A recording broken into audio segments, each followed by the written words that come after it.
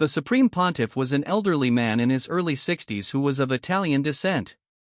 Currently, the man sat upon the throne as he listened to grave news regarding the arrest and execution of a duo of the Church's inquisitors within the barony of Kufstein. In his hand was a letter written by Berenger during the time it took for Father Antonio to return to the Vatican to make his report. Berenger had used his printing press to distribute flyers in the German language accusing the Church of attempting to usurp his family's lands. By now, these propaganda pamphlets had spread throughout all of Tyrol and parts of Bavaria and the other Austrian counties. Pope Simeon II rubbed his temples intensely, trying desperately to decrease his growing headache. He had no idea how the young regent had managed to write so many of these pesky things and distributed them so quickly. The Pope exhaled heavily before voicing his thoughts aloud. "This boy is certainly bold. I will give him that. You said he had a message for me?" Father Antonio was kneeling before the Pope. Beside him were several cardinals who acted as the Holy Father's advisors. Father Antonio quickly responded to the Pope and began to inform him of Berenger's message word for word. After the frightening display of authority Berenger had used to intimidate the priest, Father Antonio had ingrained the young regent's words into the very depths of his mind. "Lord Berenger told me that when you return to the Vatican inform the Holy Father, that he may have the power to excommunicate me and to brand me a heretic, but ultimately when I finally perish from this world it is under the judgment of God, not the Pope, that will determine whether or not I enter the kingdom of heaven." The Pope's expression stiffened as he heard these words. Berenger was clearly challenging his authority as the personal representative of God on earth. The young lord's words were essentially daring the Holy Father to act in such a manner and prove how worthless such a punishment was. A nearby cardinal had a furious expression on his face as he could no longer hold back the anger burning in his heart. "Blasphemy! You all heard what Father Antonio said. The boy does not recognize the authority of the Church. He must be brought to heel, and quickly, before such blasphemous ideas spread to the rest of the German nobility. God wills it." Half of the cardinals in the room immediately responded in the same manner. "God wills it." Yes, however, another cardinal quickly countered the impassioned outcry of the man who called for Berenger's demise. "How do you suppose we do that? He has already stated he does not care if he is excommunicated and branded a heretic. All of the holy orders are currently fighting wars at the moment. The Teutonic Order is fighting in the east against the Rus. The Hospitallers are in North Africa waging holy war against the Saracens to reclaim Alexandria for Christendom. The Spanish orders are all waging Reconquista. Even if we could spare the men, how would that look to the other German noblemen? Many of them would certainly rally behind Berenger. If we march into Kufstein now, we will only be justifying his behavior, which is exactly what the boy wants." Quickly the cardinals began to bicker among themselves like a bunch of children as every one of them spat out a different idea on how to handle the scenario. It had been a long time since any lord in Europe, especially one with a lowly position like Berenger, had slapped the Church in the face in such a manner. It was an outright rejection of their power and authority over Christendom and a total humiliation to the Inquisition. Under normal circumstances, the Church would call for a crusade to wipe out the heresy within Kufstein. However, since all of the surviving holy orders were currently expanding Christian influence elsewhere, they could not afford to send an army into the Alps at the moment. Eventually, the Holy Father had enough of the infighting among his cardinals and declared his solution to the issue. "Enough! We will excommunicate Berenger, brand him a heretic, and deny his accusations against us. Then we will paint the picture that he is a vile, wicked, and sinful man who engages in debauchery on a daily basis. As for invading Kufstein, we will leave that option on the table in case he misbehaves again in the future. Do you really believe the people will obey the rule of a man who the Church has labeled as a disciple of Satan?" The room fell quiet with this declaration. Those who were thirsty for the blood of Berenger, and the people of Kufstein quietly calmed themselves and accepted the Pope's words as law. If the boy wanted to be a tyrant, they would show him that he cannot rule so easily without the support of the common people. Unfortunately for them, they were making a huge mistake, as the local church in Kufstein was plagued with corruption, and like most churches, embezzled a large portion of the money they received from tithes. Under Berenger's reforms, he had brought a great degree of prosperity to the common people within his domain. Combine this with the fact that the people in his territory were becoming literate in reading the Bible independently, there was a growing sense of distrust with the Catholic Church within the barony of Kufstein. It would not be long before these views spread across Tyrol and, by extension, Austria. After all, Berenger's spy networks were growing by the day. His views of the Church and its role in society were quite popular among many nobility who were dissatisfied with the Church's interference with their secular rule over their dynastic lands. As such, by excommunicating Berenger, declaring him a heretic, and attempting to sabotage his reputation, the Vatican had unwittingly taken the first step to the reformation of the Church within the German-speaking regions and the removal of papal authority. When Berenger heard the Church's response to his actions, he was reported to have a wicked grin on his face as if everything was going according to plan. Currently, Linda stood face to face with Adela. The day would soon come for Adela to return home, and she was currently in a heated debate with her rival. The little girl had for quite some time had suspicions about Linda and Berenger and their illicit relationship. However, she had been in denial up until this point. Currently, the two conflicted with the fact that Adela would be returning to her homeland, while Linda would remain in Kufstein, which acted as a thorn in Adela's side, constantly reminding her of the possibility that Berenger would sleep with the teenage temptress if she left the two of them alone. Lambert's accusations at the scene of his conviction also left a lasting impression on her. He seemed to be certain that Berenger was the father of Linda's child, and such Adela had grown quite vicious in the little scuffle between the two girls. Berenger, of course, was not present for the conflict. Otherwise, he would have acted as a mediator and gotten the two of them to calm down. However, since she could not do so, Adela began to raise her voice at Linda in her frustration. "What right do you have to stay in Kufstein now that your fiancé is gone?" Linda sneered devilishly at Adela. She knew the little girl was jealous of her, and she was not afraid to shove it in Adela's adorable little face as she deflected the question. "Oh, my Adela, are you perhaps jealous?" The very idea that Adela would be jealous, while accurate, infuriated her, and she quickly latched onto the bait. She was not an experienced debater, as could be seen by the ease of falling prey to Linda's trap. "Jealous? That's preposterous. Why would I be envious of you?" Linda leaned in close to Adela, showing off her mighty bosom in an act of superiority as she taunted the girl further. "Obviously, you are jealous of the fact that I get to stay here by Berenger's side while you have to go back to Graz. Don't worry, I will take good care of your fiancé while you are away." The strawberry blondie-haired vixen purposely emphasized the last part in great detail as she whispered in Adela's little ear in an attempt to infuriate her further.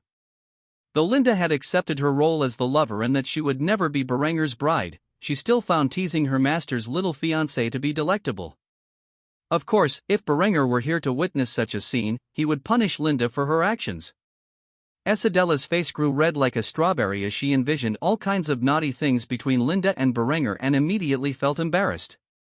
She began to stammer as she found it difficult to form a sentence in her disrupted state. "Why? You harlot! How dare you!" Linda's face was no longer grinning with satisfaction but had turned furious as she gazed at Adela with the intent to slap the little bitch. Being referred to as such a term greatly offended Linda and her pride as Berenger's lover. After all, she had only ever been with one man. Nevertheless, she refrained from backhanding Berenger's fiancé as she knew he would be genuinely displeased with her actions if she did so. Thus she forced herself to calm down and refute Adela's harsh words. "Oh, little Adela, you are quite wrong about that. I have only ever shared my body with one man. I am quite the opposite of what you claim." Due to the cryptic nature of Linda's refutation, Adela could not help but blurt out the question, digging at the very essence of her soul. "Oh yeah, and who might that be?" Linda was waiting for this response and ended the argument with another vague answer that was sure to antagonize Adela further. This was her way of punishing the little girl for daring to call her such a wicked term. "I'll leave that up to your imagination." With that said, Linda walked away from Adela with a sinister smile on her face. She knew she had won this argument. Of course, Adela was fuming with fury as she watched Linda leave her behind. However, she quickly realized that she had never been able to get the answer from Linda about why she was allowed to stay in Kufstein. She could not help but curse herself after Linda had disappeared. That bitch. On the other hand, Linda had pressing matters to attend to and proceeded to her quarters, where she began to communicate with her subordinates in the spy network she had helped establish, informing them of boosting propaganda efforts across German-speaking regions.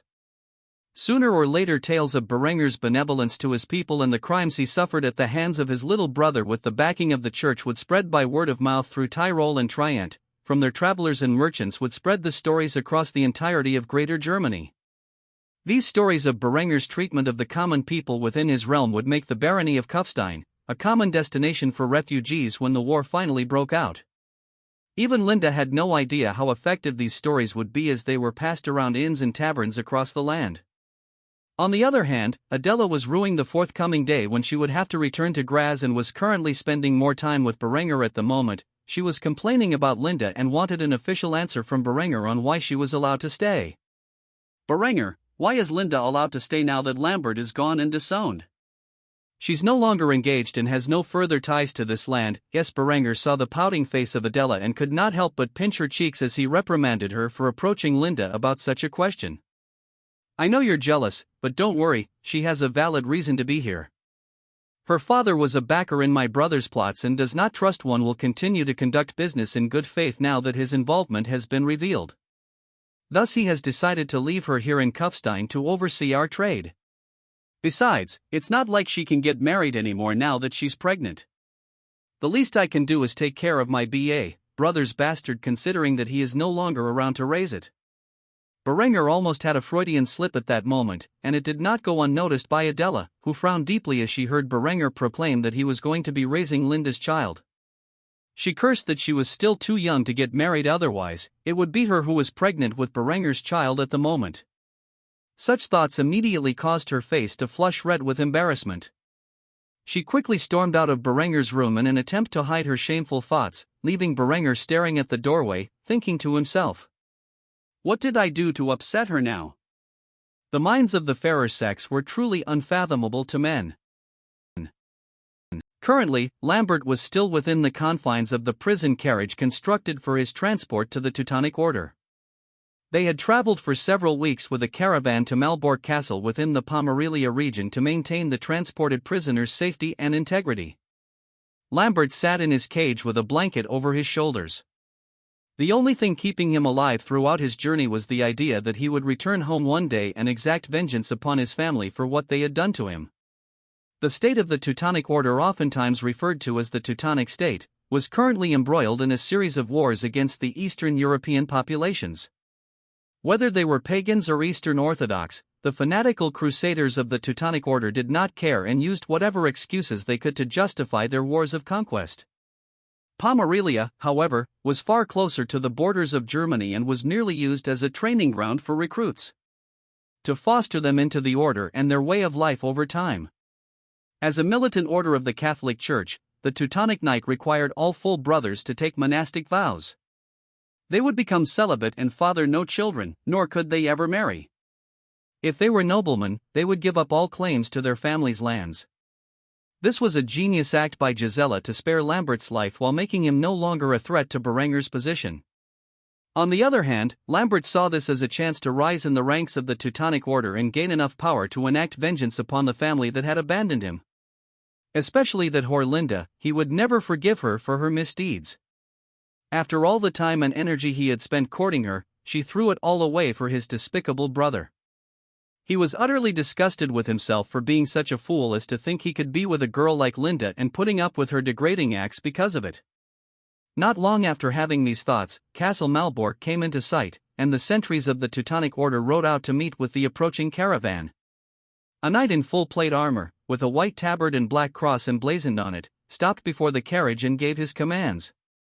"By orders of the Grand Master, all outsiders are forbidden from traveling beyond this point. State your business or be on your way." The caravan guard was not the least bit threatened by the knight and calmly stated his reasons for being in the area. "By decree of Sieghard von Kufstein, the Baron of Kufstein.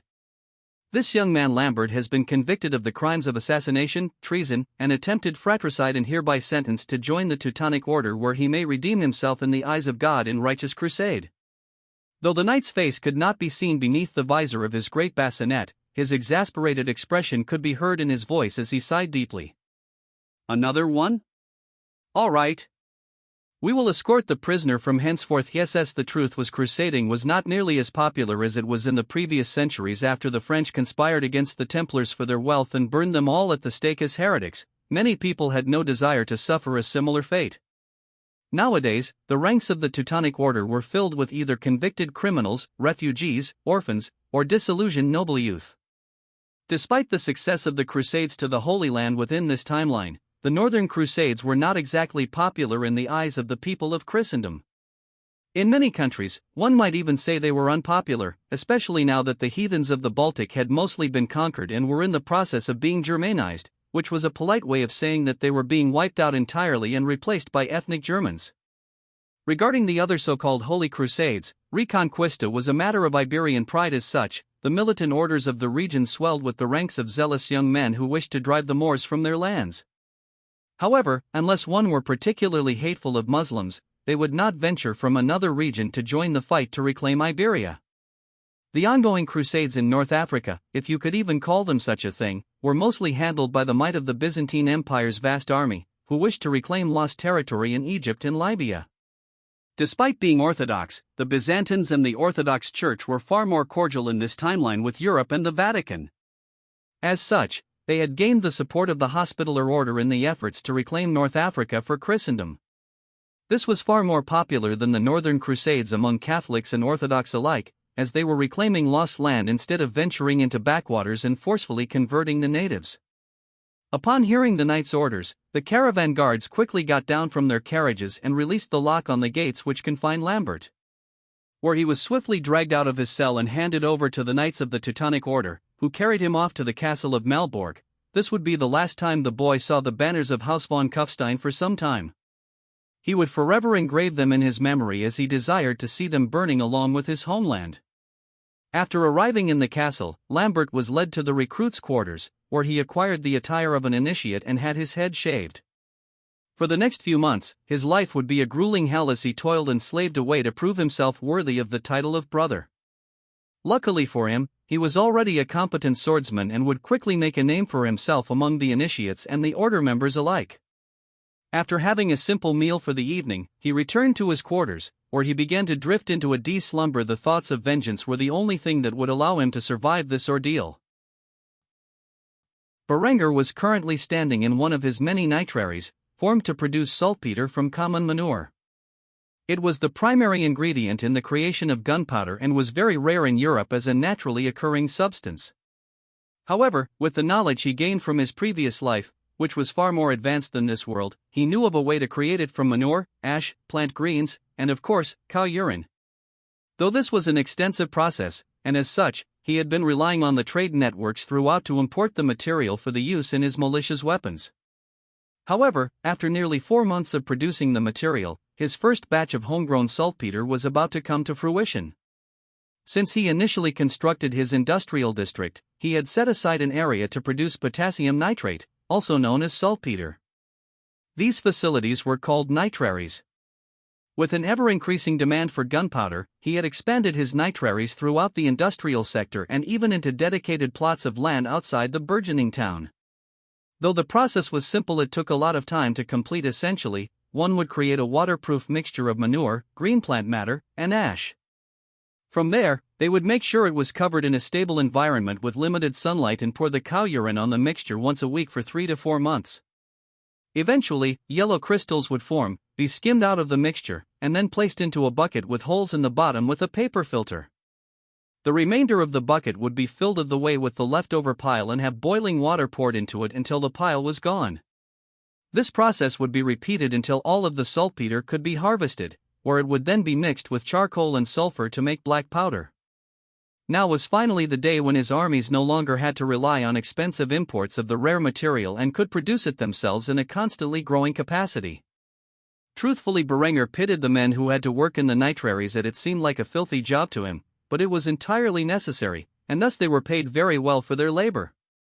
There was a gaze of pride on Berengar's face as he saw the results of his efforts and was greatly pleased by them.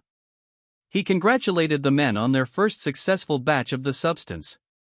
"Men, you have done an amazing job these last few months, and I hereby award you all with a 10% raise to your salaries. Keep up the excellent work, and more rewards are sure to come." The men who engaged in such dirty work were truly ecstatic when they heard they were given a raise for their performances. All of their hard work had paid off. However, they could not become complacent and needed to begin preparing the next batch. A continuous supply of the substance was necessary for Berenger to wage war in the most efficient manner possible. Thus Berenger left the men to their work as he returned to his other enterprises. Berenger noticed that the men beneath his command were currently running drills as per usual. There was a constant influx of recruits within the militia, which acted more as a national guard than an army at the moment. Despite some of the men in his militia being inducted into the town guard full-time, the majority of them only trained on weekends after completing basic and specialized training. Currently, his militia had reached his goal of roughly 1,000 foot soldiers in 6 companies, as well as 2 full artillery batteries filled with a total of 12 field guns and 300 men. He was 1 artillery battery away from fielding a full artillery battalion, a feat which he would desire to achieve shortly. However, it would be some time yet until he could achieve it. Berenger had gone through great expense to acquire a sufficient supply of war horses, something his region was desperately lacking. As such, he currently only had a company of 80 cavalrymen, though he had initially decided to use demi-lancers. Ultimately he had changed his mind after he considered the fact that for now, he would be fighting medieval armies, without any significant access to gunpowder. As such he decided to go with the extremely effective cuirassiers, which would be capable of breaking any spear formations with their pistols, before charging them down with their sabers. This elite unit of heavy cavalry was equipped in 3/4 plate armor, with an enclosed burgonet and a pair of gauntlets. The weapons they wielded were a pair of pistols, as well as a Dussac sword. Recognizing his dire need for warhorses, Berenger had begun a breeding program for species such as coursers. Still, it would be years before he could see the results in any significant capacity. Thus, for now, all he could do was import the horses to his region at a high cost. Luckily for him, his family was now extraordinarily wealthy due to the steel and textile trades. Many noblemen were willing to pay a premium to get their hands on such a large quantity of steel for use in their armies. Completely unaware that against Berenger's forces, mass equipping your forces with steel brigandine and plate was useless, but then again, they never expected Berenger to have such lofty ambitions. After overseeing the militia exercises, Berenger returned to his home, where he sat in his father's study with a liter of beer in his hands, slowly going over the remaining paperwork for the day. Tomorrow Adela would depart from his land, and he would not be able to see his little fiancée's adorable face for some time. At least he would be able to visit her for her birthday in a few months, speaking of which he should probably have some exquisite jewelry made for her to show his affection. After thinking about such things, he spent the remainder of his nightly work drafting plans for a ludicrously expensive set of jewels for his beloved. The day had arrived, and Berenger was up bright and early, properly dressed to see his little fiancée off from his territory so that she may return home to her homeland. Despite her suspicions about Berenger's potential affair with Linda, she had been quite happy during these past few months she spent getting to know her fiancé. After some serious soul-searching over the past few days, she had concluded that even if Berenger had secretly taken Linda as a lover, she would still marry him. She was confident in her ability to keep Berenger by her side, even if he did spend time with Linda. Who knows, maybe when her body finally matured, she would be even more beautiful than Linda at that point. She could easily monopolize Berenger's love. Her only fear was that if Berenger was truly the father of Linda's child, that one day he might legitimize the bastard, and if it were to be born a boy, that bastard boy would become the heir to his titles. As such, she had decided she would do whatever it took to put her own future son on the throne in which Berenger was sure to carve out of this world. Truthfully, Berenger had been dreadfully busy these past few days and saw very little of either of his women, and thus was unaware of the conflicts between them or the resolutions they had come to. However, to see her off, he was here now, and Linda was not present. Fearing it might sour the relationship between her lover and his fiancée, she felt it would be best to be absent. Though she liked teasing Adela, she had no plans to steal her position as the wife. Berenger had made it clear that he intended to marry Adela and that his mind would not be swayed, and Linda had come to accept that. Adela stood in front of her luxurious carriage, which was flanked by the retinue of knights who had protected her all of this time. They knew better than to get in the way of the young lady and her fiancé. Berenger hugged the little girl before seeing her off. However, the words she whispered into his ear caught him off guard. "I want you to know that even if you are with Linda, I will not stop fighting for your love." With that said, the little girl pecked him on his lips with her own before running away from his embrace and into her carriage, leaving Berenger stunned in silence as the caravan drifted off. He had a million thoughts racing across his mind as he watched Adela waving at him from the carriage in the distance. Chief among them was simply, "Am I really that bad at hiding my affair?" Despite realizing he was not as sly as he thought he was throughout this time, Berenger was happy that despite suspecting his illicit relationship with Linda, his little fiancée did not give up on marrying him. It would have been an unmitigated disaster if the girl had caught on to his actions and ended things after all of his efforts. As such, a wicked grin spread across his face as he stared into the clear blue sky above and voiced his thoughts aloud. Monogamy is for suckers. Berenger quickly returned to the castle after leaving his parting words for nobody to hear. He was not the type of guy to cultivate a harem after all. Trying to satisfy the emotional needs of more than two women was enough to drive any man to an early grave. However, if he could achieve it, he had more than enough love to spare for two beautiful ladies. As such, he was happy that things were progressing in the manner he intended. Things were going to be lonely now that Adela was gone, but with Lambert having been exiled and his family already aware of his relationship with Linda, he no longer had to hide his actions and could openly flirt with Linda and enjoy her company without having to sneak around all the time. Surely that would be a liberating experience. Apparently, Linda had the same idea, for the moment he entered the castle's doors, she jumped into his arms and began kissing him passionately.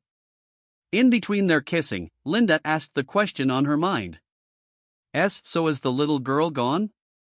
Berenger flicked her on her forehead, which interrupted their passionate display, and chastised his lover. "Yes, but curiously she said something to me before she departed. Something unexpected." By the look on his face, Linda knew Adela probably mentioned something about their affair. As such, she acted innocently as if she had no idea what it could be about. As such, Berenger repeated what Adela had told him before narrowing his eyes and interrogating the young beauty. "So tell me, what exactly did you say to Adela about us?" Linda was caught off guard and blushed lightly as she tried to hide her embarrassment from Berenger. Ultimately, she had been caught. After being cornered like this, she had no option but to confess. "I may have said something along the lines of I would take good care of your fiancé while you are away." Berenger stared at Linda with a tyrannical expression before speaking the words on his mind. "You know what this means, right?" Linda nodded, though she tried to hide it. She had an excited look in her eyes that told Berenger she had deliberately done this to be punished by him. Even if she enjoyed such a rough display of dominance, he would do exactly as she desired. As such, he dragged his lover into his room and spent the rest of his day punishing her severely for her actions, which could have gone horribly wrong. For the first time in a long time, Berenger took a day off from work and merely spent it playing with his lover. If he were going to live a long and prosperous life, he would need to spend some days in such a manner. With Adela's departure, Berenger quickly found himself thrust into his work once more. He had to find an instructor to replace her as the teacher for Kufstein's children with her absence. Unfortunately, implementing his public education system was proving to be a slower endeavor than initially estimated. Because of this, he was currently interviewing a prospective candidate for the position Adela had left behind. The young man in front of him was one of the children of the late Marshal. Despite being responsible for the assassination of Marshal Friedhelm von Thierse, Berenger had successfully shifted the blame for the man's death onto his little brother, thus gaining the von Thierse family as a valuable ally. Currently, the second son of the family was sitting before Berenger. At the same time, the young regent conducted a thorough interview on whether or not the man could instruct the regent's children in basic education. The first matter of importance was determining whether or not the man understood the basic material. Over this past hour, Berenger had given the young man a basic arithmetic and language test, which the man passed with flying colors. Afterward, Berenger gave him the booklets that contained the learning materials that had been distributed to the students to see if he could thoroughly understand its content. The young man went by the name of Frederick, and he was relatively average-looking in all aspects. He was a studious and quiet man who perfectly exemplified the ideal of the noble scholar. Frederick shared the same dirty blonde hair and emerald eyes as his elder brother. The young man looked at Berenger with a passionate smile as he repeated a part of the social studies that contained Berenger's propaganda. The German people are a distinct ethnic group among the Germanic peoples who reside within the German-speaking regions of Central Europe. It should be the aim of every German to unify under a single cohesive empire free from foreign influence. Only by uniting with each other can the German people pursue their destiny of global hegemony. It was quite honestly a propaganda piece taken from the teachings of a certain regime from Berenger's previous life, yet if he was going to build an empire, the fatherland should be united as the core of it. Berenger had distributed a map for visual reference, which contained the regions he wished to incorporate into his future empire. This map was essentially an exact copy of the idea of a greater Germany from a certain Austrian art student, with the addition of the Adriatic littoral and the Alpine foothills. After confirming that Frederick could teach the children, Berenger approached the man with a smile on his face and shook his hand. "It seems you are more than qualified to teach the children you start tomorrow. I promise you will be paid a fair wage." The young man nodded his head in agreement and spoke his inner thoughts. "I'm just glad to be of service to the realm, my lord." Hearing such words, Berenger decided to celebrate and pulled out a flagon of beer while pouring it into 2 mugs he offered to the young man in front of him. "If you know anyone else who would be a good fit for the position, let me know. I want to expand public education across the entirety of the barony and need qualified instructors." Frederick smiled at Berenger and took out a list of names he had come prepared with for this very topic and handed it over to the young lord. Berenger was perplexed by this action, but he took a sip from his mug of beer while reading over the list of names. Most of the names written on the sheet of paper were from the younger generation of nobility, many of whom he had met at his engagement ceremony. Frederick smiled as he shared his thoughts with Berenger. "Many of the children of the nobility within the realm are fully educated and are inspired by your actions. They want to support you in any way they can, and since they are idling about in their homes wasting their lives away, I figured I could convince a few of them to take up teaching as a way to stem their boredom and be productive." Berenger's smile grew wider as he clasped Frederick on the shoulder and thanked the man for making such a list. "You have no idea how important this list is to me. I have had a challenging time trying to convince people to take up the position of a teacher. With this list in your aid, I can greatly expedite the process." Frederick grinned as he reveled in the compliments from the young lord. Now that Lambert was removed, those previously aligned against Berenger were either living in fear of his retribution or trying to suck up to him. Being from the family of one of Berenger's supporters, Frederick had received substantial benefits due to his elder brother's service. For starters, he was given priority in the field in which he desired to work. As a studious young man, Frederick was more than willing to teach his knowledge to the children and further his own studies from the materials in which Berenger provided. The 2 men continued to drink and chat for some time about Berenger's plans for the education of the realm. However, Berenger left out his imperial aspirations. It was evident by the map he had drawn and the propaganda in his social studies curriculum that he desired to be emperor. Knowing about all of the revolutionary innovations Berenger had invented and his benevolent character, Frederick could not help but support the young regent on his quest for power. Frederick had no way of knowing it at the moment. Still, one day he would become the Minister of Education for Berenger's Grand Empire, and it was at this moment that Berenger had gained another loyal and competent supporter. Together the 2 men would accomplish great things on the path to power. Berenger spent the remainder of his allotted time chatting with Frederick and building a valuable friendship. However, it would not be long before his duty called and he was forced to get back to work. For a tyrant there is never a moment of respite in his busy life.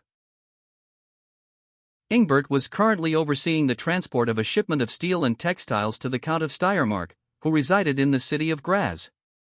He had just recently departed from the barony of Kufstein and he was now sitting at the entrance of the town of Kitzbühel, the capital of the barony of Kitzbühel, which was the barony which lay directly to the east of Kufstein and shared its border.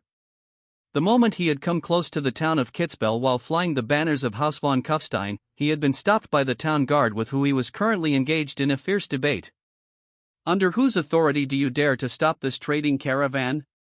The man who had stopped him was dressed in a brigandine breastplate and wore an iron bassinet helmet on his head.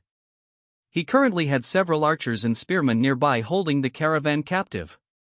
They all looked as if they were ready to unleash their fury at any moment. Clearly they were holding a grudge against the barony of Kufstein. The man in charge sneered in disdain at Sir Ingbert as he answered the young man's questions. Under the decree of Baron Guntram von Kitzbühel, anyone who enters through the barony of Kitzbühel through its western border shall be investigated for heresy. I hereby order you to stay within the confines of Kitzbühel until after the investigation is complete. In the meantime, we will be seizing all assets in which your caravan carries as potential evidence. If you are determined to be innocent of the charges, then all items seized shall be returned to you at the time of your departure. Ingbert was furious at the blatant disregard for his identity and lashed out at the guard. This is outrageous. The guard grinned wickedly at Ingbert and lowered his spear threateningly as he proceeded to taunt Ingbert. Any resistance will be considered a recognition of guilt, and thus we will be forced to execute you as a heretic. I suggest you hand over your weapons peacefully and come with us. Though Ingbert wanted to fight his way out, the town guard greatly outnumbered him and his caravan guards as such. There was not much he could do about the current situation. All he could manage was to inform Berenger's spy network set up in Kitzbühel of this matter and have them relay the message to Berenger. As such, he was placed under confinement in the local tavern, where he quickly met up with the bar wench who worked for Berenger in secret and gave her the message. It would not be long before Berenger heard of the egregious actions of the Baron of Kitzbühel and demanded a response. Berenger sat upon his seat of power where Linda was kneeling before him, informing him of the events that had transpired to Ingbert and his caravan within the Barony of Kitzbühel. He slammed his fist on his armrest in a fit of fury and rose from his seat as he yelled at Linda. Preposterous, the Baron of Kitzbühel has no right to interfere with my trade. Clearly, he's doing this at the behest of the church as retaliation for my execution of those fucking inquisitors. That goddamn pious cunt, I swear to God I will get back to him for this. Though Berenger was screaming in anger, Linda did not mind. She liked this tyrannical side of Berenger. However, she kept her mouth shut and let him vent his anger. Berenger paced around the great hall as he contemplated on how to proceed. I want an envoy sent to Kitzbühel to mediate this grievance. I will not allow my business to be interrupted by that self-righteous prick. Linda frowned in dissatisfaction at Berenger's inaction and tried to goad him into violence as she approached his side and poked his chest tenderly. Why don't you send your armies? With the power of your forces, the Baron could not refuse your demands. Berenger knew what she was trying to do and pet her silky strawberry blonde hair before pulling her in close to her. You are a little vixen, you know that? No, I will not resort to violence over such a small matter. Besides, it would be just the justification your father needs to bring his armies down upon me if I did so. I would prefer to avoid war with the entirety of the Tyrolean forces if I could. There are too many of them at best. I could withstand the siege until they yield, but by then, my businesses would be destroyed, and my people slaughtered. I will avoid violence until he gives me a proper casus belli. Linda pouted but ultimately accepted his decision. Not only was everything he said correct, but he knew that when Berenger made up his mind about something, there was no swaying him. As such, she rested her head on his shoulder and enticed him further. Hopefully, he does something to justify war. It is getting dreadfully boring around here now that I can no longer tease that little fiancé of yours. Berenger scoffed at Linda's reaction. This girl may be a masochist now, but that did not mean the entirety of her sadistic tendencies had disappeared. Clearly, she needed more training. However, he was busy at the moment and could not entertain his little pet as such. He gave her a task to ease her boredom. I won't let Guntram get away with this. Reach out the cell in his land and have my hands burn down Guntram's granaries. Let him see what happens when he dares to provoke me. With this, Linda smiled mischievously. This was the ruthless and domineering tyrant who had stolen her heart. She was quick to obey his commands and set forth to task the local cell in Kitzbühel to engage in sabotage against the barony's food stores. It would not be long before this conflict escalated into an all-out war. When that occurred, Berenger would show what the thunder of a dozen 12-pound cannons could to the seemingly mighty walls of Guntram's castle. Years in the future, historians would come to recognize this as Berenger's first conquest and the beginning point in the rise of the German Empire.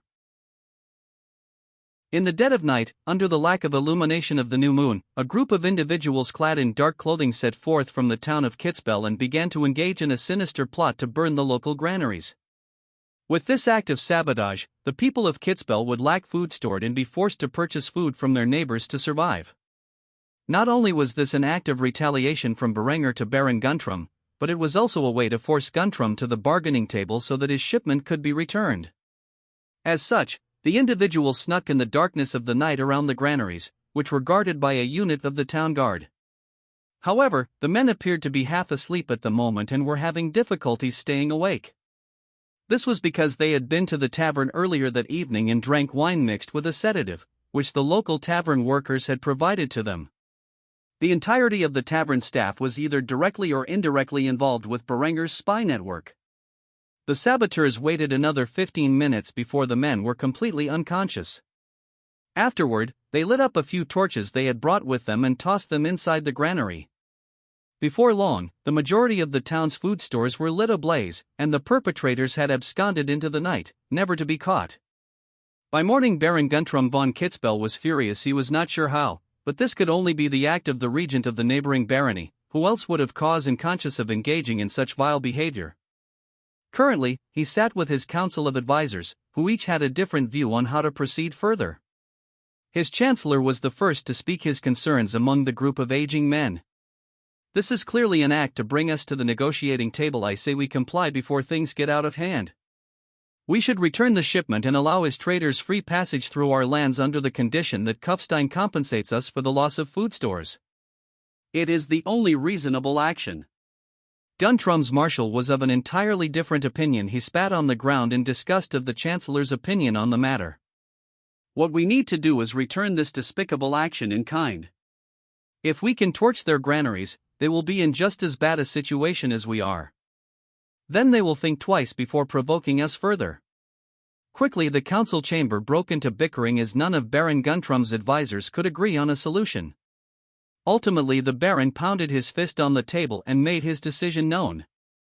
"We will return this act of sabotage with one of our own. Not only will we burn down his granaries, but we will sabotage his steel factories in which he is so proud of. That way, we will hurt his trade far worse than simply seizing a shipment of steel and textiles." Though many of his advisors recognized that this might lead to an outright declaration of war, they could no longer sway their baron any further. As such, his decree was made, and his saboteurs were set to task. They would sneak into Kufstein in the night and engage in their criminal acts. It was now the dead of night, and once more, a group of black-clothed and masked individuals was up to no good. However, the shoe was on the other foot this time as these people quickly crossed the border and rode towards Kufstein under cover of darkness. However, unfortunately for them, Berenger was expecting an act of retaliation and had set his forces in the shadows at the task to hunt down and eliminate the would-be saboteurs. The moment they stepped foot into Kufstein, their actions were already being closely monitored by Berenger's assassins. The town guard heavily guarded the industrial district, and as such, the saboteurs could not find a way to enter it unnoticed. Before long, the leader of the group exclaimed in defeat, "This is impossible. Why the hell does he have this place locked down like it is some fortress?" However, an unfamiliar voice came from the shadows, which immediately put him and his team on high alert. However, the origin of the voice was completely shrouded in the darkness. "Because His Majesty Berenger has many secrets to hide, kind of like these." The last thing the would-be saboteurs saw was a flash of blinding light as they heard the thunder of the guns echo in the night before they could even react. Their bodies were torn to shreds by the revolving flintlock pistols of the assassins who had surrounded the saboteurs without their knowledge. These prototype weapons were issued to Berenger's spies and assassins and were based on the Collier revolving flintlock pistol from his previous life. Immediately the town guards were alerted and rushed to the sounds of the gunshots with their muskets loaded and ready for combat. However, when they arrived, they saw the corpses of the saboteurs riddled with musket balls, with no sign of the perpetrators. Half an hour later, Berenger was enjoying schnitzel and spätzle with a nice cold lager at the dinner table in which he ate by his lonesome despite it being well past midnight. His family was all asleep, though even if they were awake, it would not matter. Berenger had become accustomed to eating his meals with only Linda to accompany him. However, she currently was not present. Unfortunately, Lambert's actions had devastated his family, and he had not seen Henrietta in weeks. However, according to her servants, she was still alive and eating the food brought to her. As for his mother, Gisela, she had secluded herself alongside Sieghard where they continued to read the Bible Berenger had given her to find some answer to the Lord's plan, and by extension, Lambert's sinful actions. At this moment, Linda approached with an excited expression, though the moment she saw Berenger was eating a midnight snack, which just so happened to be her favorite meal, she pouted like a child. "You could have told me you were eating, I would have surely joined you." Berenger chuckled as he finished his meal and wiped his mouth with his napkin before draining the remainder of his beer down his gullet. Afterward, he teased Linda with his response. Too late now. This caused her to pout further, though eventually, she remembered her reason for seeking him out and gave him the good news. "Just as you had expected, Guntram sent men to sabotage the granary and the factories. Your hands assassinated them before they could cause any trouble." Berenger smiled wickedly as he grabbed Linda and pressed her into his embrace before kissing her passionately. "Excellent, everything is going as planned. As long as the violence keeps escalating, sooner or later, he will give me a valid casus belli for me to declare war on him. Hopefully, I don't have to wait long." With that said, he dragged his sly lover back to his room and enjoyed the rest of his waking hours training her. Berenger currently sat upon the seat of power within Kufstein, listening to his father's advisors squabble over trivial matters. He was beginning to gain the desire to blow his own brains out with one of his pistols if this dreadful conversation continued any longer. Throughout the past 2 weeks, Berenger had been engaging in a war of intrigue with his neighbor the Baron von Kitzbühel. What started as a simple seizure of assets under a bogus investigation quickly turned into repeated acts of sabotage, with Berenger getting the best of Guntram in every single encounter. At this point, Berenger was starting to get bored with how easy it was to best Guntram in the minor war of intrigue they were waging. Baron Guntram von Kitzbühel was a deeply pious man in his 40s who was an ardent supporter of the Church. He donated a significant sum to the Vatican each year as a show of his faith. In pursuit of justice on behalf of the Church, the man had foolishly been seizing Berenger's trade caravans and holding them for an extended time, while investigating the caravans for any heretical materials. By now, the man was sitting on a significant stockpile of steel and textiles that should have been delivered to their buyers during this time frame. Without the shipment of these supplies, Berenger's lucrative trade to the east of his lands was beginning to halt. Though on the surface Berenger had attempted to resolve these differences diplomatically, the reality was he was giving significant pressure to his rival behind the scenes. Of course, none of his agent's actions could be tied to him other than mere speculation. Baron Guntram had initially promised that after the supplies were thoroughly searched, he would allow them to pass through his borders. However, it had been 2 weeks since the man had first begun seizing his trade caravans, and Berenger was starting to lose his patience on this matter. If he could not resolve the issue soon, then he was sure to suffer heavy financial losses. However, merely seizing his goods and inspecting them was not a proper cause for war, and as such, Berenger could not force Guntram to return his assets. While spacing out in a daze of boredom, Berenger briefly overheard Eckhard's shouts as one of Berenger's spies rushed into the Great Hall and reported the situation to the new marshal. "Baron Guntram did what? This is clearly an act of war." Berenger, with a look of confusion, as he was unaware of what had transpired, and decided to confirm the situation. By the sound of it, it was bound to be good news. "What is an act of war?" Eckhard respectfully bowed before Berenger and reported the current situation at the border to his liege. "My lord, Baron Guntram has stated that he will be seizing your supplies indefinitely and donating them to the Church as compensation for the alleged crimes you have committed against Christendom. He also has begun executing the caravan guards, saying that they are heretics without providing any evidence to back his claims." Despite the horrific news, a sadistic grin spread across Berenger's face as he heard Eckhard's words. Finally! This was his chance to not only use force but lay waste to the pious cunt once and for all. As such, the young regent gave his decree immediately without any form of hesitation in his tone. "Eckhard, call the banners and rally the militia. If Guntram thinks he can execute men under my protection while robbing me like a common brigand, then he clearly underestimates my power. Aside from the local garrisons, I want the full military might of Kufstein deployed to the border as quickly as possible." Eckhard quickly pounded his chest in a salute. "It will be done, my lord." With that, he quickly departed and began to rally the barony of Kufstein's forces. The professional army in which his father had fostered had roughly 1,000 men among their ranks, and they would be fighting alongside Berenger's militia, which now numbered over 1,300 strong.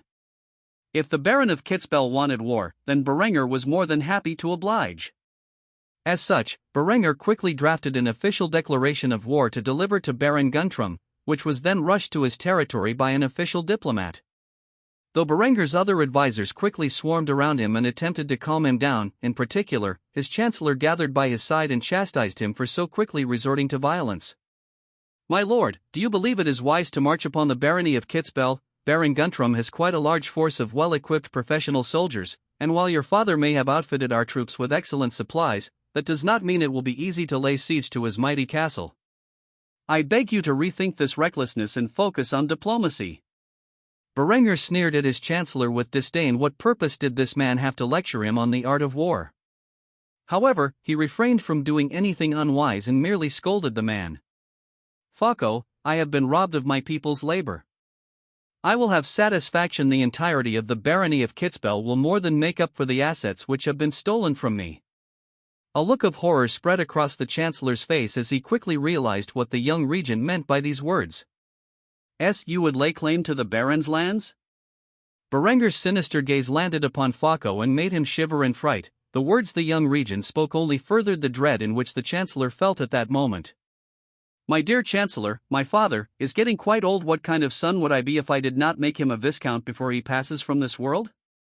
Berenger would use this excuse for war as a means to destroy Guntram's entire family and incorporate his domain into Kufstein. This would accomplish two of Berenger's ambitions, sending a clear message to his enemies that he should not be provoked and expanding the borders of his family's dominion. While Focko gazed upon Berenger with a horrified expression, Berenger marched off to get himself equipped for battle. He would personally lead his forces into the barony of Kitzbühel and lay waste to their army. The young regent could not help but think to himself as he dressed for the upcoming war. Finally, something interesting has happened. Baron Guntram von Kitzbühel was currently sitting on his seat of power in his castle, drinking from a glass of water. The man was currently fasting as a sign of his dedication to the Lord and, as such, chose not to consume anything other than the natural liquid. Kneeling before him was a man from Berenger's domain that had written throughout the night to inform the Baron of Berenger's decision. The messenger handed the letter over to Baron Guntram with a concerned expression on his face.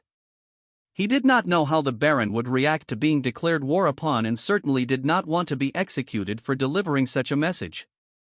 Baron Guntram read through the contents of the letter with a serious frown across his face, which only increased the more he read.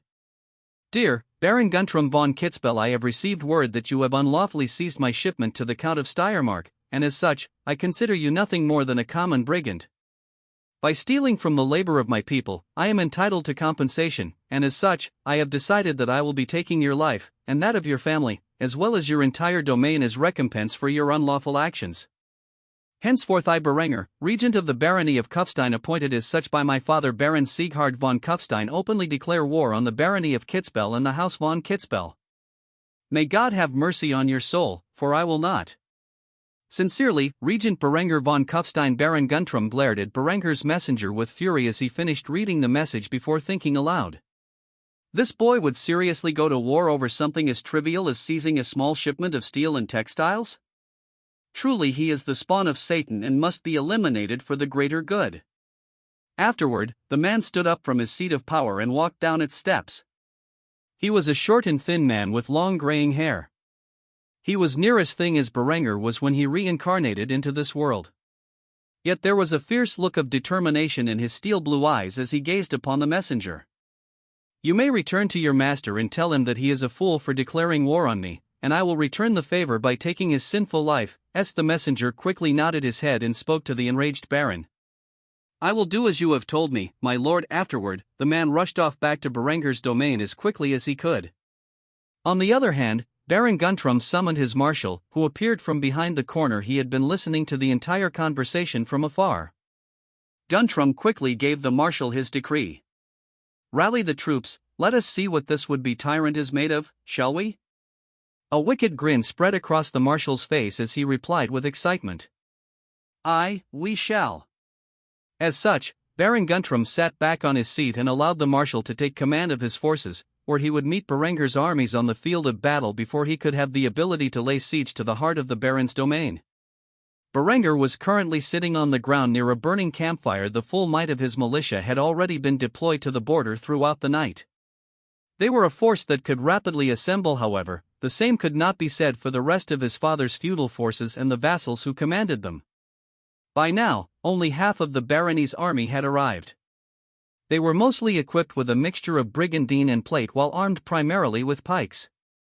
While marching alongside the incredibly advanced forces of Berenger's militia, the army looked as if it were a mixture of medieval, Renaissance, and early modern troops.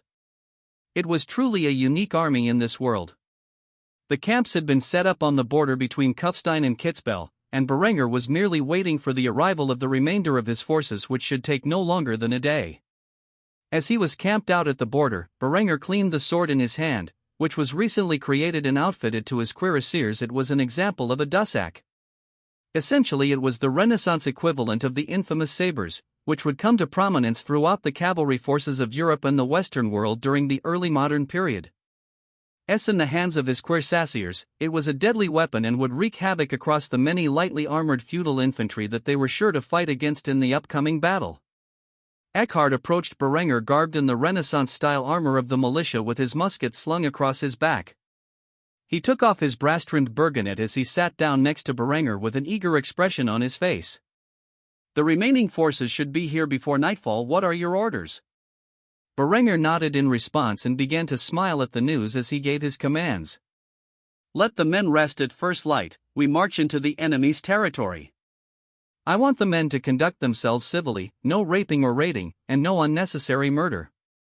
We will be ruling over these people soon enough, and I don't want any pointless grudges to be formed. Anyone who conducts themselves in such a manner will be sentenced for war crimes and executed by firing squad. Am I understood?" Eckhard nodded as he heard the words. He was truly getting old. With Berenger's command and his ethics of how warfare should be conducted, the savage ways of mass looting and after a successful siege would die out soon enough. The dawn of a new age of warfare was on the horizon, and the feudal powers of Europe would either have to rapidly adapt or bend the knee to the rising German Empire. Either way, the medieval period was on the edge of its lifespan. The two men continued to chat for some time before parting ways for their tents that night. When the dawn rose, the barony of Kitzbühel would feel the wrath of a new era knocking down their door. The sound of the horn echoed throughout the campsite in which Berenger's forces had gathered, signaling it to be dawn, thus being time for the troops to rise from their tents. Berenger was already awake and taking care of his horse. It was a solid black destrier of noble stock. The beast was truly magnificent as its shining obsidian coat glistened under the rays of the rising sun. Berenger had named this horse Erwin after the famous German general from his previous life. The young regent had spent quite the sum acquiring such a magnificent steed for his warhorse, and as such, he tended to pamper the stallion. He quickly attached the steel plate barding onto the horse, which was blackened to match his armor and had brass trimming across it. Unlike normal cuirassiers, Berenger had elected to armor his horse appropriately. After all, he did not wish to lose such a majestic creature to the horrors of war. After attaching the armor to the horse, he climbed atop its saddle and waited for the men to muster. They would be marching soon enough into the enemy's territory and hopefully engage their army on the field of battle. Before long, his forces had gathered and loaded their muskets, setting the firing mechanism at half-cock so that they were prepared for battle at a moment's notice. As for the so-called professionals, they were appropriately equipped with primary pikes and swords as sidearms. The use of the pike was an innovation in which Berenger had equipped the standard infantry of his father's professional army after he rose to the position of regent. It did not take long for the infantry to become proficient in their use in formations, as it was far simpler to train a group of pikemen than it was to train musketeers, artillerymen, or cuirassiers. The armies marched together in the dawn under the banner of House von Kufstein. By the time they countered the enemy forces, they were merely a few kilometers away from the main town. Within the region, they were sandwiched between two sets of mountains and were in the valley below.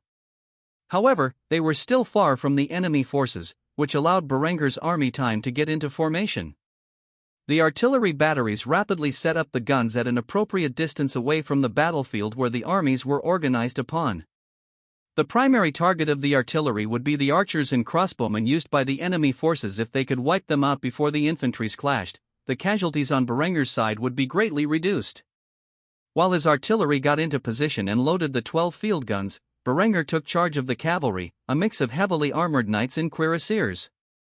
There was roughly 110 cavalry in Berenger's army, which was far larger than the opposing forces. With 80 cuirassiers, each armed with a pair of pistols, they had the ability to engage the enemy knights with 160 shots, which was far more shots than necessary to eliminate the enemy knights. If fired at close range, it was more than enough to kill the riders or their horses. As such, his cavalry would be taking on the role of hunting down and destroying the enemy knights. As for the infantry, they were led by Eckhard and the appropriate officers under his command.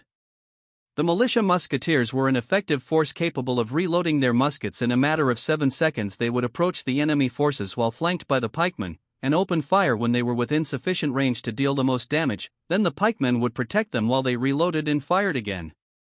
If necessary, they could fix their bayonets and aid the pikemen in melee battle. This was the strategy with which Berenger had opted to go with once his forces were ready for battle. He ordered the march on the enemy position. Forward march! While covered by the echo of the thundering guns and their explosive shells, Berenger personally led the cavalry in a slow trot towards the enemy cavalry. They would begin the full charge once they were in the range of the enemy knights. Luckily, his cuirassiers were backed by the veteran knights. Considering they were the newest branch of his army and had yet to be tested in battle, it was good to have the knights alongside them under the circumstances. Before Berenger could even reach the enemy forces, the explosive shells of the artillery tore the lightly armored ranged forces of his enemy apart. Shrapnel filled the air, while the explosive blast shredded bodies, blood, and limbs flew across the field, creating a chaotic scene of death. The whistle of the shells in the air was all that could be heard before the detonation claimed the lives of their enemies. Already the enemy forces began to panic. They had never witnessed such a terrifying sight before. They thought to themselves that the wrath of God had descended upon them. Luckily, the marshal was a veteran of many battles and quickly rallied his troops. Hold the line! Hold the line, he called off to the men of his army who were being picked apart by artillery fire. Nevertheless, while saying prayers to themselves, they marched towards the direction of Berenger's forces. A decision that would ultimately be their downfall. When the enemy knights spotted Berenger's cavalry rushing towards their position, they began a full-scale charge. With the heavily armored knights on their backs, the trotting of horses and steel barding was enough to install fear into any average soldier. Still, Berenger merely gazed upon them with a sinister smirk as he gave the order to his own cavalry forces. Charge!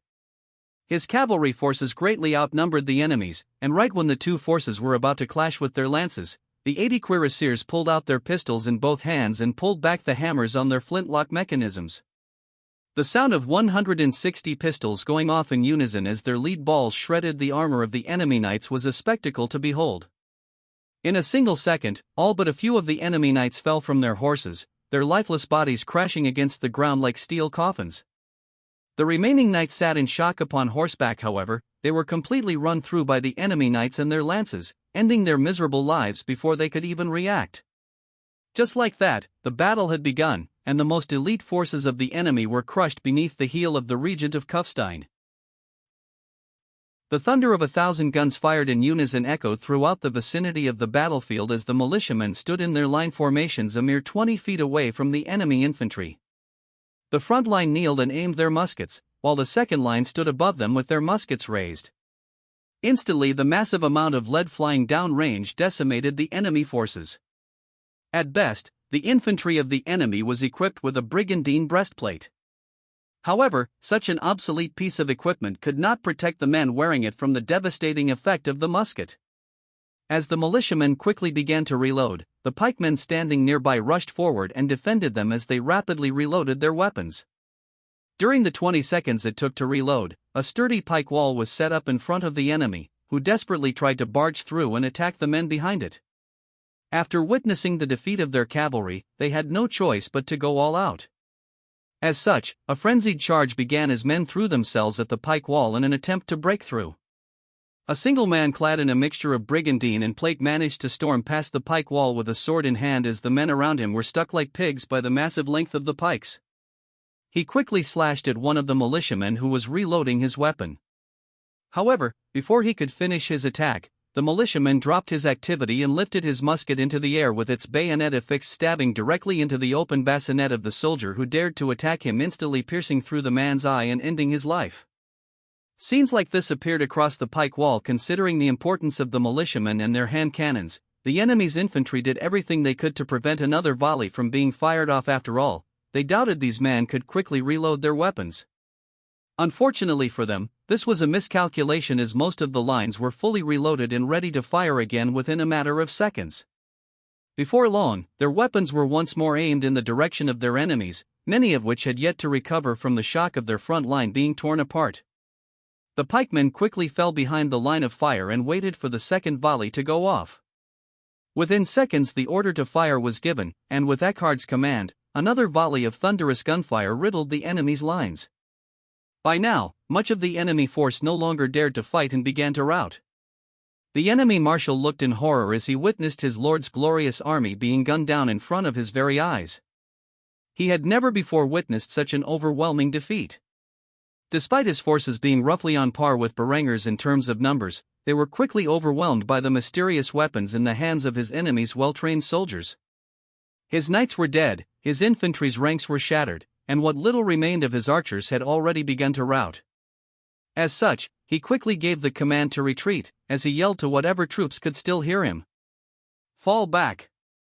Fall back to the castle! Retreat!" Unfortunately, his efforts were in vain. As soon after the marshal had given his command, Berenger's decree resounded throughout the air when he arrived with the cavalry, who instantly crashed into the routing forces, cutting them down in the process. Still, considering he was on horseback, the marshal managed to escape the field of battle, where he quickly fled back to the castle to inform his liege about the disastrous result of this battle. Give no quarter. Yes, with that command, the musketeers quickly dropped their reloading process and engaged in a massive bayonet charge. Nearly 2,000 infantry armed with muskets which had their bayonets affixed and pikes quickly surrounded the routing forces of the enemy and reaped their lives away like wheat to the scythe. The horrific display of the chaotic battlefield was enough to make one's stomach churn. The enemy forces were quickly encircled and pierced in the weak points in their armor by bayonet and pike alike. Berenger slashed down from horseback with his saber, decapitating a soldier who was trying to attack him. He could not help but feel like this was where he was meant to be, leading his forces in a charge against his broken enemies. This was an absolutely humiliating loss to the barony of Kitzbühel, whose surviving forces were quickly cut to ribbons. After defeating the enemy army, his troops broke out into cheers and celebrations. The enemy army had been annihilated, with only a pile of corpses remaining from their ranks. Due to the archers being decimated at the start of the battle, and the heavy cavalry taken out early on, the most serious injury was some minor lacerations caused by the brave souls who were lucky enough to get past the pike wall. If this had been a larger army he was forced to fight, Berenger was unsure if he would get the same results. However, against an army of equal size, the weapons and tactics Berenger employed were too advanced for his enemy to even contend with. The men within the ranks of the professional army were stupefied beyond belief at how effective the muskets were. These were obviously not ordinary hand cannons. If not for the fact that they were veteran soldiers with plenty of experience, they may have failed in their duty to protect the militiamen while they reloaded due to shock. Berenger, on the other hand, was impressed with the performance. Once more, his victory was overwhelming. Who in this feudal era could contend with the power of steel and shot? While his troops were cheering, he reloaded his pistols while Eckhard approached him. "Congratulations on another overwhelming victory, my lord." Berenger smiled and accepted the gesture before staring down at Eckhard, who stood below his mighty steed. "We may have won the battle, but the war is still waging. Get the army on the march. I want a siege camp built outside their castle walls before dusk." With his orders being given out, the army quickly began to march into the nearby town, where they would begin the lengthy process of laying siege to the enemy's remaining forces hiding cowardly behind the castle's walls. The enemy marshal had made it back to Baron Guntram and informed him of his massive defeat before the enemy forces had arrived in the town of Kitzbühel. Baron Guntram could not believe his ears as he listened to the near-fantastical tale of how easily his armies were torn apart by Berenger's forces and the thunderous weapons they wielded. "My liege, our armies are defeated. The survivors of our forces are few in numbers and have already begun to flee the land. It will not be long before the enemy has us surrounded, and we are besieged. Tell me, sire, what are your orders?" Baron Guntram was still shocked by the news and truly did not know how to react to this situation. The best he could do was hope his walls could withstand the cannon fire of Berenger's artillery. After all, surely his marshal was exaggerating their effectiveness? After regaining his senses, Guntram gave his decree. I want every man and child capable of bearing arms atop these castle walls defending it with their lives. If you have to, send the garrison into the village to gather the forces necessary to achieve this, and do it swiftly before the enemy arrives. For once in his life, the marshal wished his liege would sue for peace. Unfortunately, he could not voice such concerns as his orders were already given. As such, the man quickly gathered the castle's forces and rode into the village, conscripting anyone capable of bearing arms into their forces to defend the castle's walls. It did not matter if they had never used a bow before, simply having the bodies necessary to launch missile fire at the enemy attackers was good enough for the Baron, who had grown desperate after his recent defeat. Berenger rode atop the back of his mighty steed as he and his forces marched into the town of Kitzbühel. The local castle lay in the hills above, overlooking the valley and the people within it, displaying the authority of the mighty overlord of the region. Berenger had no time to spare with securing the township and merely ordered his troops to move through it so they could set up a siege camp within the vicinity of the castle.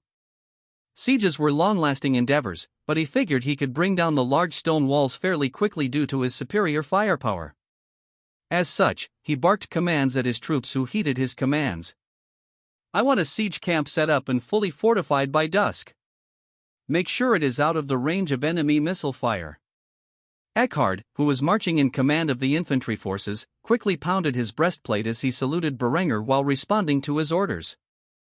It will be done, my lord. The local townsfolk who remained after the massive conscription which had just taken place quickly fled their homes as they saw the army arrive. They were frightful of the potential actions which the enemy forces would take against them now that their own had been defeated in the field of battle.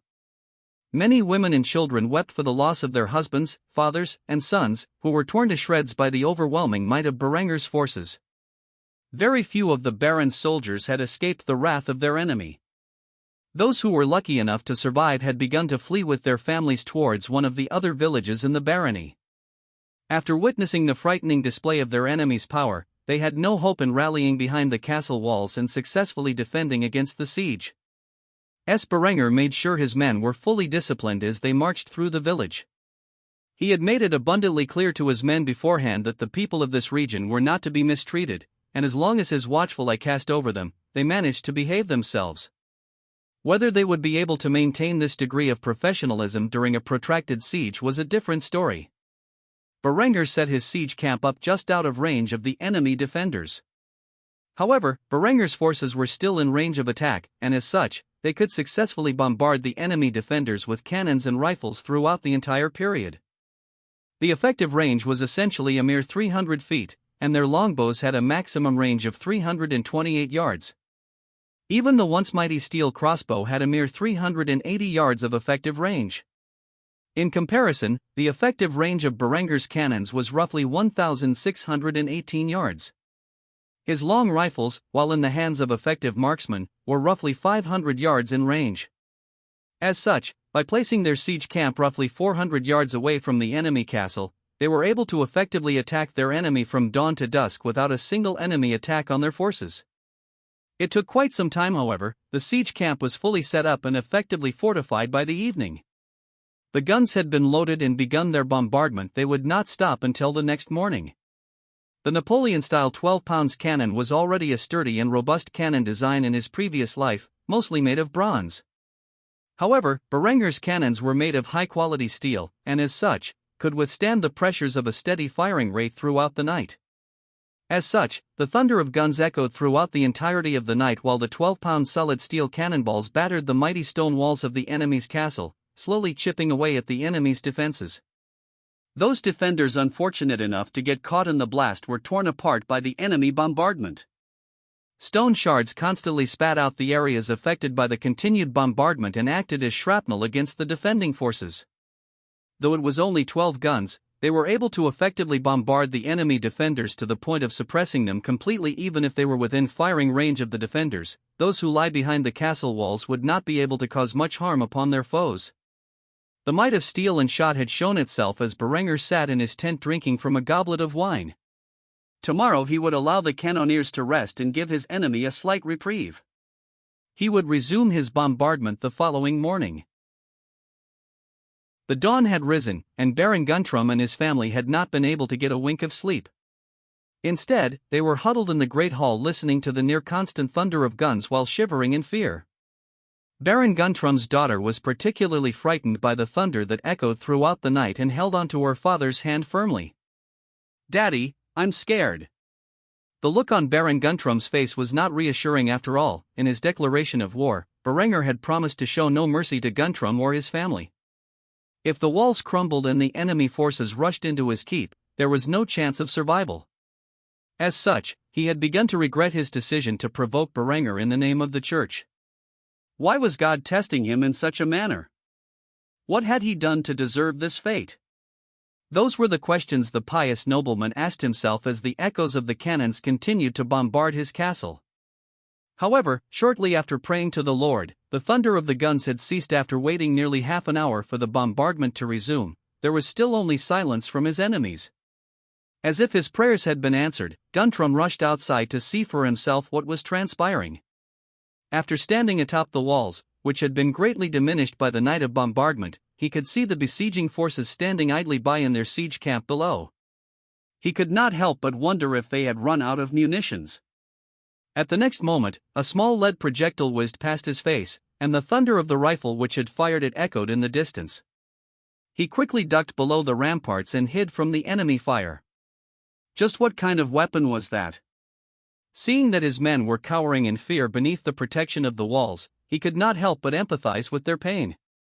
As such, he quickly returned to the keep, where he hid with his family once more. Though the cannons may have stopped, the hand cannons in which the enemies used posed a significant threat to anyone stupid enough to expose themselves. Berenger was currently standing in the middle of his siege camp in front of 3 men who were stripped of their arms and armor and currently wearing nothing more than the gambeson they wore beneath it. These 3 men were of his father's forces, and they were currently bound and kneeling in front of him. During the night, these men had abandoned their posts and raided the local town. They had even raped a local teenage girl who was ever so slightly older than Adela, which Berenger found disgusting and unforgivable. However, they did not pull this off on their lonesome. Clearly, there were other people involved. However, only these 3 men were caught, and they were not willing to rat out their brothers in arms. Berenger strode back and forth in front of the men and glared menacingly at them. His fury exuded from the very depths of his soul as he lectured the surrounding army, which was forced to bear witness to this scene. "I have made my orders very clear. The local population are not to be harmed, and yet the 3 of you have disobeyed my orders. You abandoned your posts in the night to engage in raiding, raping, pillaging, and burning while flying the colors of my family. Do you have any idea how this makes me look, as the lord and commander of this army?" Standing next to Berenger was the little girl on which the 3 men had preyed upon. Her family had remained in the region, along with a few of the more stubborn families who did not wish to leave their homes behind. After Berenger had heard about their crimes, he instantly had the men arrested and interrogated. Unfortunately, they were quite resilient and did not rat out any other members of his father's forces who had acted in a similar manner. As such, Berenger was left with no further options and had gathered his army and the villagers alike to witness the upcoming scene. Berenger spat in disgust on the men bound before him and boldly declared for all to hear. "As regent of the barony of Kufstein, and commander of this army, I hereby find you 3 men guilty of war crimes and sentence you to death by firing squad. May God have mercy on your souls." As such, Berenger motioned for his militia to drag the 3 men away to a safe area where they would publicly execute the soldiers. While the men were tied up to posts and prepared for their execution, Berenger addressed his armies with a vicious gaze. "Any one of you who is guilty of engaging in this activity in the future will be afforded the same punishment. I come to these lands as a conqueror, but that does not mean my army will act like a bunch of brigands. You will obey my orders, or you will face the consequences." The members of his militia were fully disciplined in the manner in which Berenger desired to conduct war. Against enemy forces, Berenger would allow virtually any use of force. He was also not afraid of civilian casualties if they were caught in a bombardment or assault of an enemy's position. His ruthlessness in his pursuit of victory could be considered war crimes by the standards of the century in which he resided during his past life. However, as far as Berenger was concerned, raiding, raping, murdering, and other crimes of the like which deliberately target unarmed civilian populations were absolutely unforgivable, especially when enacted against those he deemed to be children. Unfortunately for him, these things were common in this feudal era, especially during sieges, and his father's professional forces did not take his warnings seriously. Berenger comforted the girl who had been violated by the men in his father's army as he crouched down and got into her line of sight. "I know that no apology I could give you can make up for the crimes that you have endured under my watch. However, I hope you can find solace in the fact that justice has been dealt to the perpetrators." With this said, Berenger returned his attention to the public execution and motioned for it to proceed. The criminals were tied to posts, and a proper firing squad of a dozen men was formed as they raised their muskets. Eckhard personally gave the commands that led to the deaths of these men who were guilty of doing nothing more than what was a common occurrence in this primitive era. Ready. Aim. Fire. With the last command given, the thunder of the muskets echoed as their projectiles shredded the bodies of the men who were tied against posts and ended their miserable existence. Many of the soldiers from his father's army were shocked and outraged at Berenger's action. Until the moment it transpired, they truly believed Berenger was just bluffing in an attempt to scare them into following his ludicrous ideas of civility in warfare. The last orders Berenger gave before the gathered crowd would act as a permanent reminder to the men under his command as to the ruthlessness Berenger would enact upon those who failed to follow his orders. Throw them to the wolves. With that said, the criminals' corpses were cut down from the posts and left to rot in the wilderness under Berenger's orders. They were not even afforded a proper burial. The remainder of the day was spent intimidating the garrison hiding behind the deteriorating stone walls of the castle. Berenger had tasked his militia to keep an eye on his father's professional forces and report any suspicious activity to their NCOs. After the events that transpired during the previous night, Berenger was far more cautious about the behavior of the men beneath his command. Luckily for him, his message was obvious, and the knights and men-at-arms who comprised of his father's forces were thoroughly intimidated into following orders. They knew the militia were loyal completely to Berenger, and they did not have a chance of surviving if they mutinied. As such, the night was far more peaceful than the previous one. As for Baron Guntram and his forces, they continued to hide behind their walls, praying that Berenger's forces no longer had the capacity to bombard them. Unfortunately for them, when the sun rose the next day, the bombardment continued. The solid steel balls constantly battered the stone walls, and slowly but surely, they began to crumble. It was not until noon when the gates of the castle were opened, and a man dressed in knightly plate armor wearing the colors of House von Kitzbühel walked out from the entrance flanked by several guards. In his hands was a white flag of peace. After noticing this, Berenger ordered his artillery to cease their bombardment, grabbed a white flag of his own, and marched with his grenadiers to meet up with the man he presumed to be Baron Guntram von Kitzbühel between the siege camp and the castle. When Berenger finally arrived in front of Guntram, the man sighed heavily. He knew his castle walls would not hold out for long, the damage done to them would already cost a fortune to repair, his armies were defeated, his conscripts did not have the means to defend the castle any longer, and he was waiting for the end of himself and his family. At least this way he could negotiate with Berenger for the survival of his family. "I have come to negotiate the terms of my surrender." Currently, Berenger and his grenadiers stood across from Guntram and his houseguard. The scene of the early modern force, standing across from their medieval counterparts, would one day be painted brilliantly and become a staple of German culture. The painting would be titled "When Two Worlds Collide" and would display the overwhelming might of Berenger's rise to power. Of course, neither of the two men knew such a thing would occur in the distant future, and as such, they merely conducted themselves appropriately. Berenger grinned at Guntram, though he had stated he would act ruthlessly towards the arrogant baron and his family during his declaration of war. It was all part of his negotiations. After all, the cost of rebuilding the castle and the resistance that would come to a new dynasty placed in authority by him was not something Berenger wished to deal with. What he wanted was Guntram's subservience to subject him and his territory as a vassal state and to raise his family's status to a viscounty. As such, Berenger spoke with the authority and tyranny of a conqueror who would not accept anything other than an unconditional surrender. "State your terms." That is all that Berenger said as he looked coldly upon the once mighty baron. This confused the man, but Guntram tried to appear as if he was negotiating from a position of strength. "I will give you back your steel and textiles. I will also offer you compensation for the cost of this war. In return, I want you and your men to leave this land and my family in peace." Berenger gazed at Guntram seriously before breaking out into laughter. After a few moments of awkwardness, he calmed himself down before saying his piece. You must be joking. You realize that if we continue as things are, your walls will collapse, and my men will storm your castle. At that point, I really will not spare you or your family's lives. Guntram frowned at this response. He did not have a proper retort. He knew he could not effectively defend his keep for much longer. This was an overwhelming victory for Berenger, and Guntram did not have the means to enforce his demands. As such, he asked Berenger in a slightly agitated tone. What is it that you desire from all of this? Berenger moved closer to Guntram, which immediately alerted his guards. However, he maintained enough distance to maintain a degree of civility. What is it that I desire, you ask? I want you to accept your position as my family's vassal. I want to incorporate your territory into Kufstein and for my family's lands to be recognized as Viscounty with all of the status and prestige that comes with it.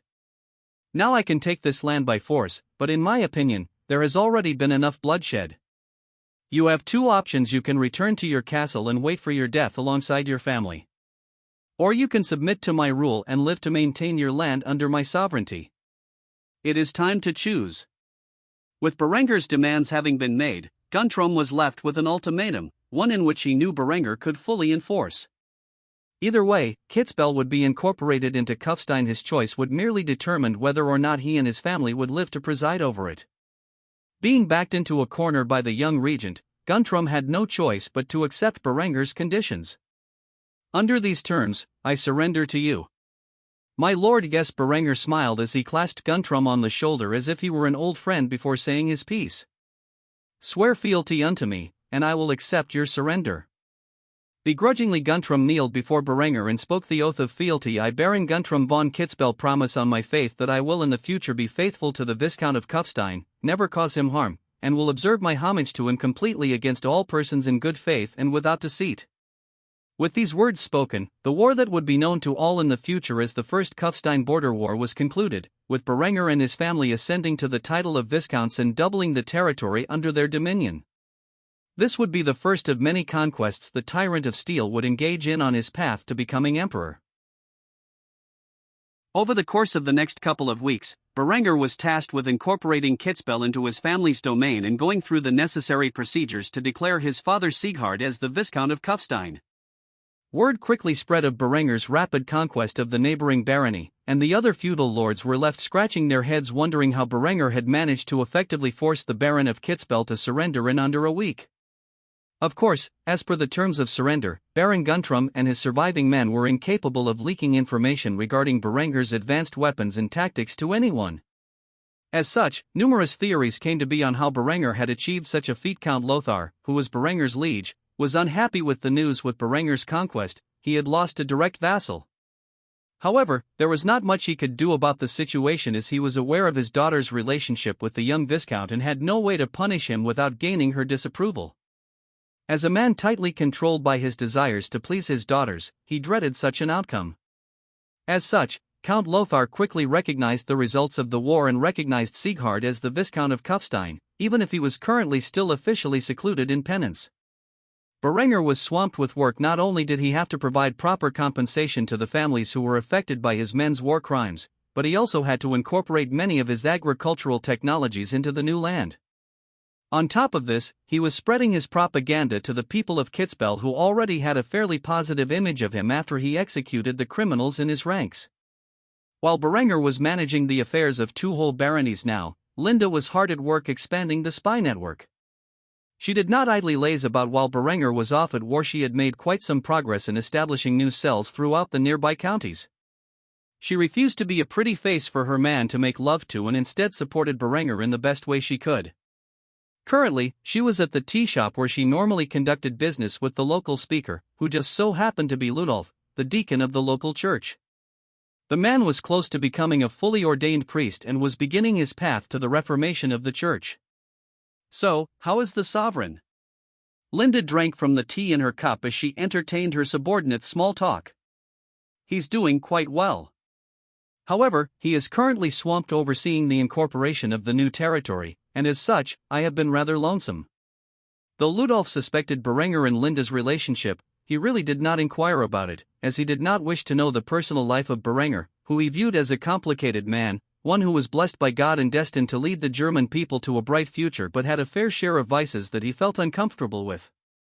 One thing was certain, Berenger was no saint. Ludolf passed over a letter on the table he had copied from the head priest's files before speaking in a hushed tone. The Church is officially condemning Berenger's actions to invade and annex Kitzbühel. They are calling upon the local lords to form a defensive pact. If he makes another move, he will be beset upon from all sides by his enemies. Linda scoffed as she placed down her teacup and looked at the letter in his hands. After reading it, she placed it down with disgust.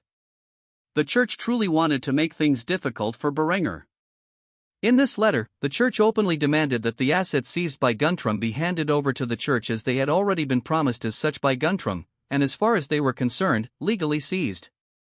This created an area of conflict with Berenger's trade routes, as they were encouraging other regions to do the same. It is not as if Berenger had the power to go to war with every region that stole the product of his people's labor.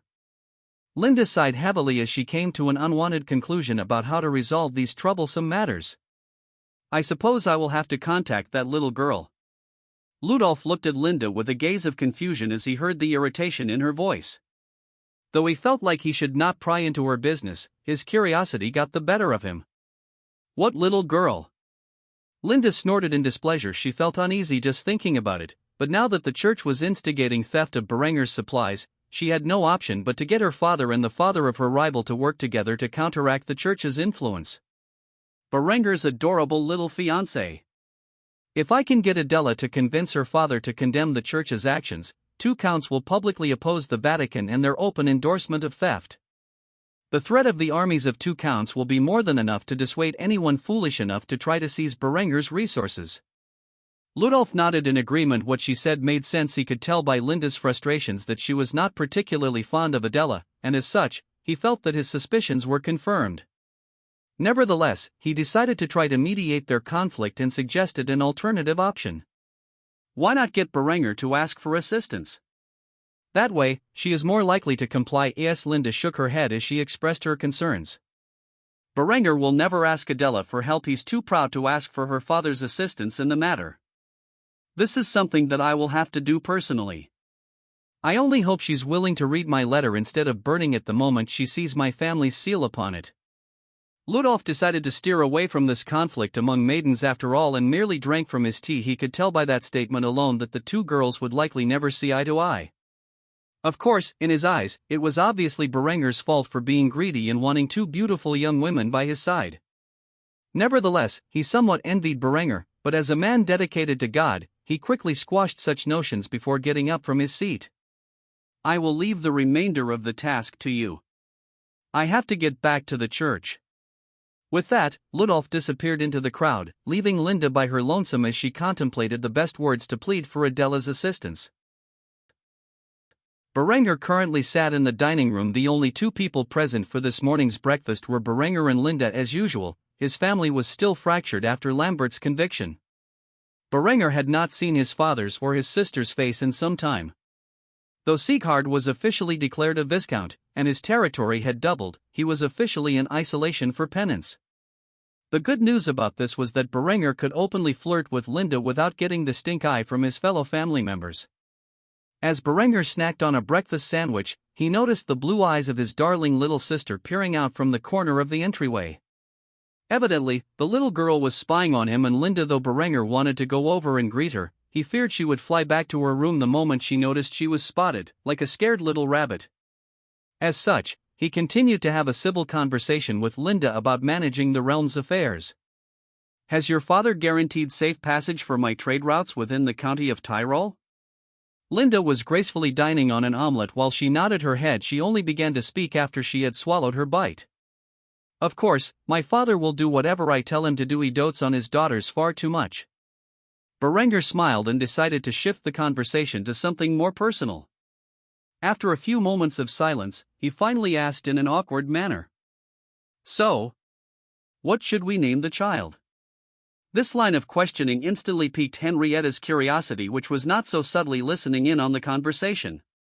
On the other hand, Linda wiped her mouth with her napkin before putting a gentle smile on her doll-like face. If it's a boy, I was thinking of naming him after his father. Berenger smiled sadistically as he responded to her idea while she took a drink from her goblet of water. He could not help but tease his lover when the two of them were alone, even if Henrietta was watching. He did not mind embarrassing the poor lass. So you plan on naming him Lambert? Linda nearly spat out her drink as she heard those words. She struggled to contain the liquid as she swallowed it down. After doing so, her face shifted into a furious glare as she scolded Berenger for his behavior. Don't even joke like that. You know I meant to name him after you. This news was shocking to Henrietta as she listened to Linda admit that her child was Berenger's. This invoked the inner fury of Henrietta as she already blamed Linda for Lambert's exile. Considering she was so young, Henrietta was not told that Lambert had attempted to kill Berenger. Instead, she was told that he voluntarily chose to join the Teutonic Order after changing his heart about his marriage with Linda. She may be young, but Henrietta was no idiot. She suspected something was going on between Berenger and Linda for quite some time, and now that it was confirmed, she was furious at the two of them. However, despite the little lowly's inner fury, she continued to listen to the conversation between the scandalous couple. Berenger, of course, was not fond of any of his children being named after him. He did not want a Berenger II chipping away at the legacy he envisioned himself building in this world. He wanted people in the future to know and revere the name Berenger and immediately associate it with himself, much like they did to the name Alexander, which belonged to the world's greatest conqueror. As such, he came up with an alternative, one which was very dear to him as a man who had lived two lives. It was his father's name from his past life. As such, Berenger looked at Linda with a tender expression and grabbed a hold of her hand as he tried to convince her to name the child after his father from his past life. If it is a boy, how about we name him Hans? That name once belonged to someone very dear to me. Though Linda did not know who Berengard was referring to, by the look on his face, it was a bittersweet memory at best, and as such, she did not pry for information. She did not dislike the name, and as such, quickly agreed. A fitting name. But what if it is a girl? Berenger did not even need to think about it. He would name it after his mother from his previous life if it were a girl. Then we will name her Helga. Both of these names were acceptable to Linda, and as such, she smiled and nodded her head as she accepted the terms. That sounds good to me. After hearing these things, Henrietta finally revealed herself with a pouting expression. She did not like that Linda was getting all of the attention from Berenger and quickly jumped into his lap while staring down Linda with a furious gaze. Berenger was taken aback by this action as Henrietta had not done such a thing in many years. Thus he felt slightly uncomfortable as she looked up at him with a pitiful expression. Big brother, you have not come to visit me in so long. Berenger did not know how to react to this. Indeed, he did not visit her while she was hiding away in her room and opted to give the little girl some space. However, he was dreadfully busy over the past few weeks managing the entirety of the realm, and as such, had no means to do so. He felt that he had no option but to pet her head and show her some affection, which he did as he chastised the girl for her behavior. You know Adela left, right? She was quite sad that you did not bid your farewells. A distraught expression appeared on Henrietta's face as she realized she was too depressed to say farewell to her friend and began to slam her tiny fists into Berenger's chest as she threw a childish tantrum. Why didn't you tell me? Berenger chuckled lightly before restraining the girl. Don't worry, her birthday is coming up soon, and we will go pay her a visit. Henrietta finally calmed down when she heard those words and began to smile for the first time in a long time. Just like that, Berenger spent the rest of his breakfast time doting on his little sister, much to the ire of Linda, who sat silently and ate her meal. Lambert was currently in the courtyard of the castle of Malbork, where he was currently undergoing the brutal training to which the initiates of the Teutonic Order must adhere. Currently, he was sparring with many of his fellow initiates. The young men wielded blunt steel swords against one another as they fearlessly tried to gain the upper hand against their fellow initiates. Joining the Teutonic Order was not the honor it had been centuries ago. In the eyes of the public outside of the German-speaking regions, they were seen as warmongers, spreading the views of Catholicism to the neighboring Orthodox kingdoms by the tip of the spear. An action that greatly strained the relations between the two pillars of Christianity. Currently, the Teutonic Order was in a war with the Grand Duchy of Moscow and, by extension, the Golden Horde, who were the Muscovites' feudal overlords. A war in which they were faring quite well. However, the need for new troops was constant, and as such, the Teutonic Order had begun taking in criminals as an attempt to fuel their endless crusades in the north. As such, Lambert was engaged in a sparring session with another initiate. The young man was an orphan adopted by the Teutonic Order many years ago and had been training within the castle for quite some time. Though he was talented, Lambert was far superior in the art of swordsmanship and easily bested the man as he dropped him to the floor with a murder stroke. After knocking the man to the ground, Lambert looked upon him with disdain before barking orders. "Get up!" However, the moment he did so, he felt a thump on the back of his head from the Master of Arms of the Teutonic Order, who quickly chastised him. "Initiate. You do not give orders to your brothers. Nor do you use such force against them in a mere sparring session. As punishment for your actions, you will be cleaning the latrines after your training is over." By now, Lambert knew better than to protest. Despite being a man of noble birth, none of that truly mattered in the Teutonic Order. To every knight within this castle, he was considered nothing more than a criminal and a meager initiate who had yet to earn the right to bear the Black Cross of the Order. As such, Lambert merely nodded before getting back to sparring. Throughout the remainder of the session, he vented his frustration onto his sparring partners, resulting in the other young men greatly dissatisfied with Lambert and his unruly behavior. This past month, since the boy had begun his exile, he had suffered constant humiliation at the hands of the established knights and had been greatly humbled in his duties. He hated every moment of his time spent here, while blaming his brother and his ex-fiancée for his current circumstances. The only thing keeping him sane was the thought that one day he would gain his vengeance against those who had wronged him. After the sparring session, Lambert began to clean out the latrines. It was an exceptionally filthy and degrading task, but it was a fitting punishment for his behavior. Lately, he had spent a lot of time doing menial tasks such as this. Though he was by far the most talented of the new initiates, his attitude made him unpopular and unlikely to make any new friends anytime soon. After finishing cleaning the latrines, he was approached by a couple of knights. The one in command immediately gave him a summons. "You have been summoned to the Great Hall. I suggest you make yourself presentable before you meet the Grand Master." Without allowing him time to reply, the knights turned around and left. They had fulfilled their duties and no longer cared about what happened to the boy. Whether or not he heeded their advice was entirely up to him, and they had no desire to aid such a disorderly initiate any further than necessary. Thus Lambert took a bath and put on a clean set of initiate's attire before approaching the great hall of the mighty castle. After entering the great hall, he saw the Grand Master standing near the fireplace, reading a letter contained within his hands. This letter was from the Vatican and informed him of the many alleged misdeeds of Berenger since the young man had taken over the role of regent in his father's lands. When Lambert approached the Grand Master, the man turned around and stared at him intensely in silence. The Grand Master was an older man in his 60s. He was completely bald, with a large white beard and steel-gray eyes. He wore a set of plate armor in the appropriate style of the era with a white tabard on top of it, which had the golden and black cross of the Grand Master emblazoned upon it. The man looked at Lambert with a stern expression as he greeted the boy. "So you are the second son who tried to murder his elder brother for the inheritance? It is a pity you failed. Your brother has turned into a thorn in the church's side because of that. I just received a request from the Pope to invade your family's lands and annex them as a part of the Teutonic state." Lambert stood in shock as he heard this news. He did not know what events had occurred to his brother after he was exiled, but the Inquisition should have arrived by now. However, the fact that the Holy See had requested the Teutonic Order's intervention meant something extraordinary had happened over the past month. Lambert could not prevent himself from inquiring about the details. What happened? The older man placed down the letter in his hands on his desk and grabbed a chalice filled with wine as he began to drink from it. It was only after he had chugged the entire contents of the glass did he reveal the details of what had transpired. "Your brother has killed 2 members of the Inquisition. Afterward, he was excommunicated and declared a heretic. An action that should make a man think twice before engaging in any further wicked behavior.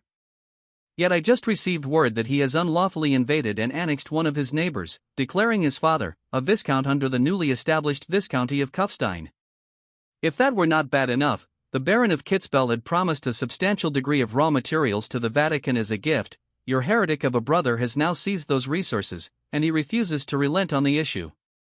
If the church was good at one thing, it was propaganda, and in an area so far away from Berenger's influence, the only news about his actions came from the church. They did their best to paint him as a villainous fiend whose very nature was antagonistic to the Church and their teachings. The Grand Master was completely unaware of the truth behind these events and, as such, chose to believe his master's lies. After hearing the events that had occurred over the past month in his family's lands, Lambert struggled to find the means to express himself, and in his brief moment of silence the Grand Master closed the distance between the two and gazed at him with a grave expression. At the moment, I do not have the men to spare to fulfill the Pope's request. However, that will not be an issue within a matter of months, so the question on my mind is simply this. Are you going to continue to throw a tantrum like a small child?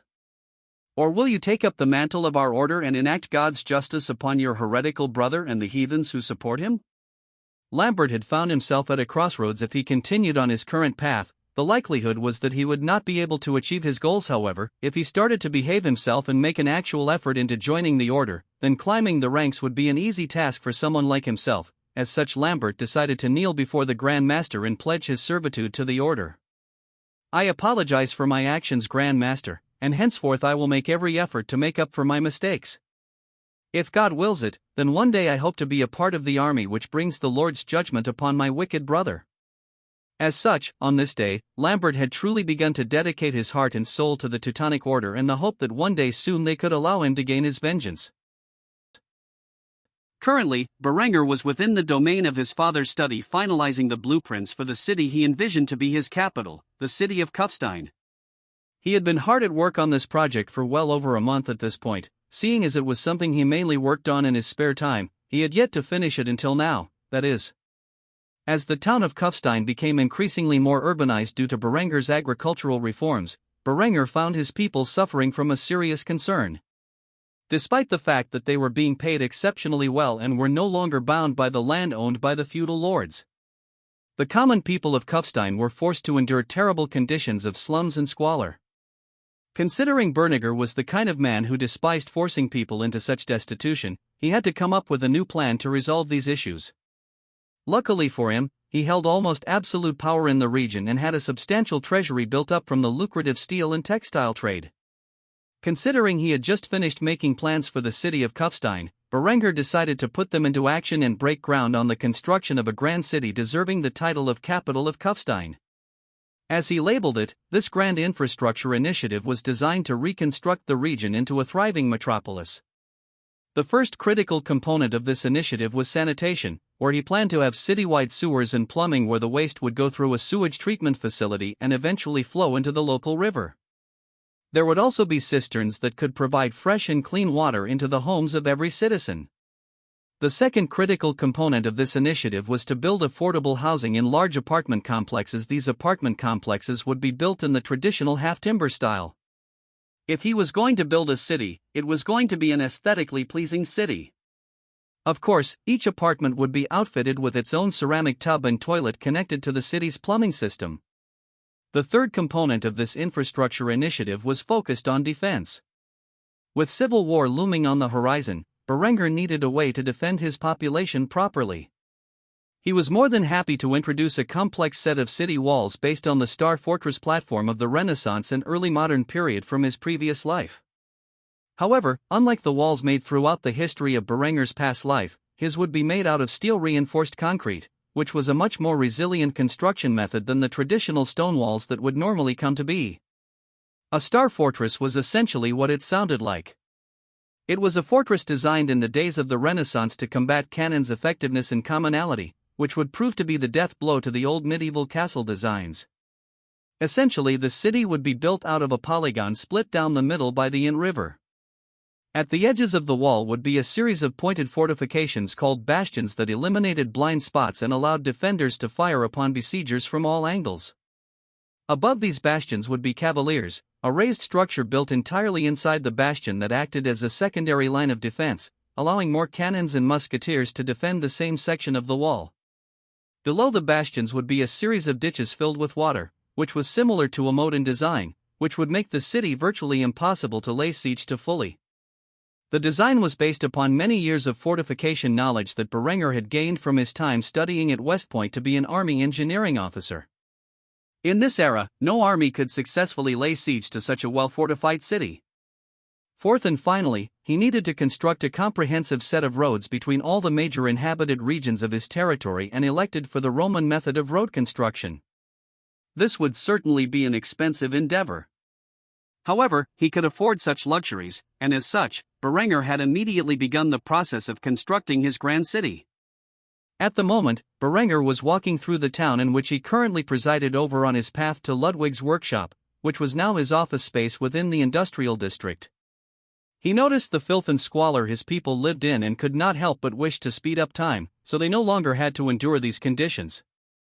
Luckily for him, his plans were complete, and he would soon break ground on the project. The people only had to endure these conditions for a little while longer. Berenger boldly walked through the doors to Ludwig's office and began speaking with the old man in the steel factory about the production of galvanized steel piping to construct his plumbing system. If the steel was properly submerged in molten zinc, it could create a relatively rust-proof layer which would be essential for the construction of his plumbing system. What do you think, Ludwig? Is it possible? Ludwig stared at the details of Berenger's plans and felt a headache growing in the back of his skull. The old man sighed heavily as he looked at Berenger like he was a madman. Is it possible? Absolutely, however, it is going to be incredibly expensive to do this. Berenger clasped Ludwig on the shoulder and smiled before reassuring his old pal. Don't worry, I can cover the costs. This is not some venture that will be completed in a matter of months but will be an ongoing effort over the coming years. As long as it is possible, then I don't care about the cost. Ludwig could not help but admire the effort and expense Berenger was willing to go to ensure better housing and sanitary conditions for his people. Truly, there has never been a more benevolent lord, or so the old man thought. Ludwig could only imagine how hard Berenger had worked on the budget to ensure his vision of a grand city would become a reality. Ludwig sighed and accepted Berenger's enthusiasm for the project. Alright, I'll get it done after all. We currently have a surplus of steel that is sitting in a bunch of warehouses waiting for such a grand project. It would be a shame to let it all go to waste. Berenger smiled as he thanked Ludwig for his assistance. Good, if you will excuse me, I have many different people to contact to begin the construction of this project of mine. With that, Berenger left Ludwig behind and contacted the remaining subordinates on his list to begin constructing the Grand Infrastructure Initiative, which would later become the basis for how all German cities would be designed. Weeks passed and Berenger was, of course, busy overseeing the construction of his grand city and also managing the affairs of the realm at large. Linda continued to manage her spy network, and Eckhard continued to train the troops. Everything was running smoothly as far as Berenger was concerned. In this time nothing major happened, though there were some minor improvements to Berenger's overall plans. For example, today was the day Ludolf finally became an ordained priest. As such, he was kneeling in the church at Innsbruck where the local bishop conducted his ordination. The ceremony was nothing extravagant, and it was soon over. When the Bishop of Innsbruck finished the ceremony, he began to speak to Ludolf, having no way of knowing that he was already in Berenger's camp. Ludolf, I must say you have your work cut out for your working in that godless territory. This struck a nerve with Ludolf, as the land he was currently residing in was referred to as godless by the bishop simply because he disagreed with Berenger's policies. As such, he immediately defended it. Godless? What makes you refer to Kufstein as godless? The bishop smiled in with a condescending look as he chastised Ludolf for his naivety. Good Ludolf, I know you have sympathies towards the people of the region, but the regent who currently commands them is a heretic, excommunicated and damned as such by the Pope himself. Clearly, the people's souls are suffering under such a wicked tyrant. It is up to you to lead the people of Kufstein to the light of God. Thank goodness we will not have to put up with that heretic for much longer. The last portion of the bishop's lecture caught Ludolf by surprise. This meant there was clearly a plot underway against Berenger, and as such he decided to dig deeper into the bishop's meaning. I'm sorry, I'm afraid I don't understand what you mean by that. Why will we not have to put up with Berenger much longer? The bishop thought he was talking to someone on his and the Vatican side, and as such had no qualms about discussing their conspiracy behind closed doors. Why? Because of the Teutonic Order, of course. Ludolf was visibly confused as he heard the bishop's orders. As such he explained the entirety of the situation to Ludolf, who listened intently. As you may be aware, the Teutonic Order is currently at war with the Grand Duchy of Moscow. However, they have a plan to wipe the floor with those damned Russ and install the power of the Holy See over their patriarch. As such, within 6 months to a year, they will be free to bring their wrath down upon the heretics in Kufstein and annex the territory as an area of the Teutonic state. Surely the control of the territory will return to God's favored son of the von Kufstein family at that time. Ludolf was shocked, but he clearly understood what the bishop meant by that. As such, he had to ask the question on his mind. Does the Pope know about this? The bishop merely broke out into laughter, thinking that Ludolf was joking before noticing the serious expression on his face. Who do you think requested the aid of the Teutonic Order in this endeavor? If previously Ludolf had any doubts about the extent in which the Catholic Church was rotten, they no longer existed. Truly, the entire Catholic Church was filled to the brim with corruption, and he could no longer stand by it. Now that he was a properly ordained priest, he would take action. He had thought about everything Berenger had told him about the church and was certain now that everything he said was the truth. When he returned home to Kufstein, he would quickly get to an academic disputation of the church and its corruption. He would be sure to post it on the door to the Church of Kufstein and have Berenger print it with his printing press so that it could be distributed to all learned readers across the German-speaking regions. However, at the moment he was surrounded by enemies and had to play the part of a loyal subject. As such, he quickly smiled and nodded to the bishop's response. Of course, I was merely curious. I hope Berenger gets what he deserves. As such, the two communicated for a long while over a few glasses of communion wine. The revelations he heard from the bishop now that he had become an ordained priest only increased his resolve to publicly condemn the church. Embezzlement was the least of the church's crimes. They had done truly unspeakable things in the past, and the bishop let loose all of the details in which he was privy to after having more than his fair share of wine. Loose lips sink ships, and after a few drinks, the bishop was more than willing to share anything in which Ludolf asked. Ludolf quickly came to the realization that the institution he had once looked up to as the beacon of hope in a terrible world was utterly corrupted to the core, and it would take a miracle to save it. Berenger was right all along. Though the two had debated over the extent to which the corruption of the church reached, he had always seen Berenger as a benevolent ruler, and kind man to those who deserved it. Ludolf had always justified Berenger's more ruthless actions as bringing the judgment of heaven onto the wicked. Even when the inquisitors were executed, he did not bat an eye. Yet now he was fully convinced that Berenger's ideals were 100% correct and needed to be preached by a proper priest. Little did he know that he was playing exactly into Berenger's hands. Berenger had long since desired to use Ludolf to be the Martin Luther of this world and to usher in the Protestant movement. Something which would give Berenger a valid casus belli to seize the territories of the German world for himself after he came to power in Austria. After all, the Catholics would never let an openly Protestant state exist, and through the might of science and engineering, Berenger would bring down the influence of the church over the German people and instate his own, one which would serve his interests. Adela was currently in her room playing with a letter in her hands, debating whether or not she should read its contents. On this letter was the seal of House von Habsburg-Innsbruck, and she knew of only one member of that family who would ever write to her. Obviously, this letter contained the words of Linda, though what it contained the young girl did not have the heart to find out. She was fearful it would contain the truth about the parentage of Linda's child as a way to mock her now that she was away from Berenger's company. After some time, Adela decided to open the letter and, after doing so, read through its contents with an anxious outlook. It was only after she had reread the letter 3 times did she fully relax. She realized that she had been completely overthinking things and that she should have opened it sooner. The letter contained Linda's plea to unite their families against the church's ploys to interfere with Berenger's trade. It did not contain a single spiteful comment by Linda and actually encouraged them to get along. However, there was a certain sentence that made Adela mildly upset. Her sight caught onto it and reread it constantly for nearly 10 minutes, and the passage was as follows. For the man we both love, I see no reason that we cannot unite and do our best to aid him in his hour of need.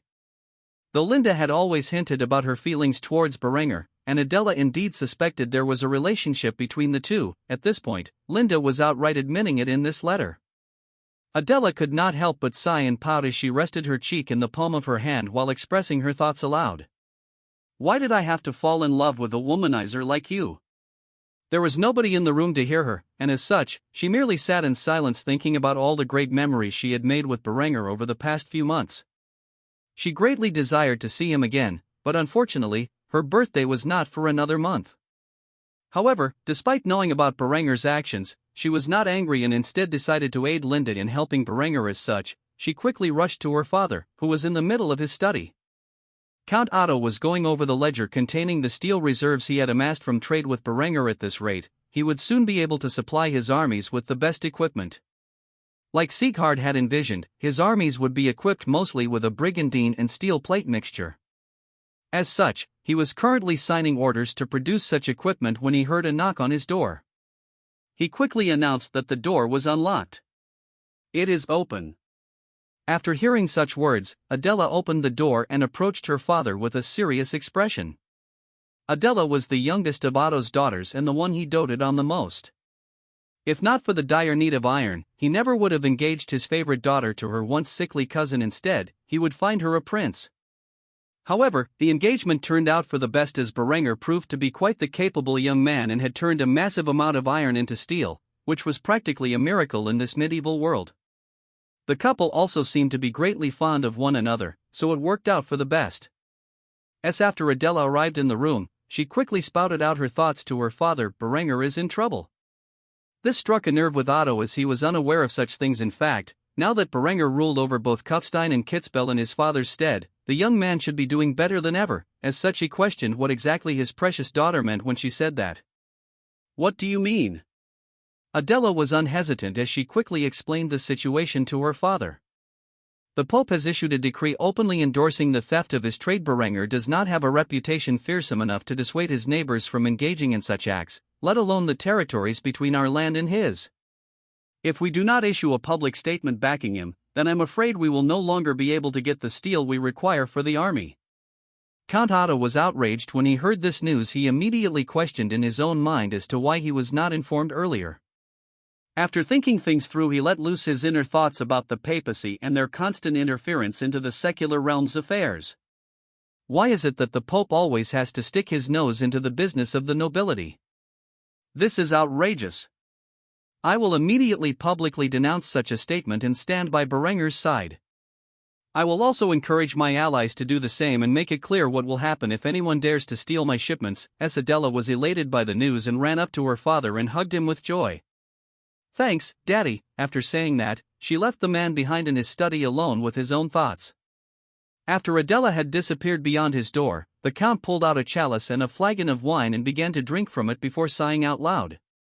"Damn it, Berenger, I know the church is full of shit, but you just had to execute 2 of their fucking inquisitors. I won't be able to protect you from everything, but this is the least I can do to honor our alliance."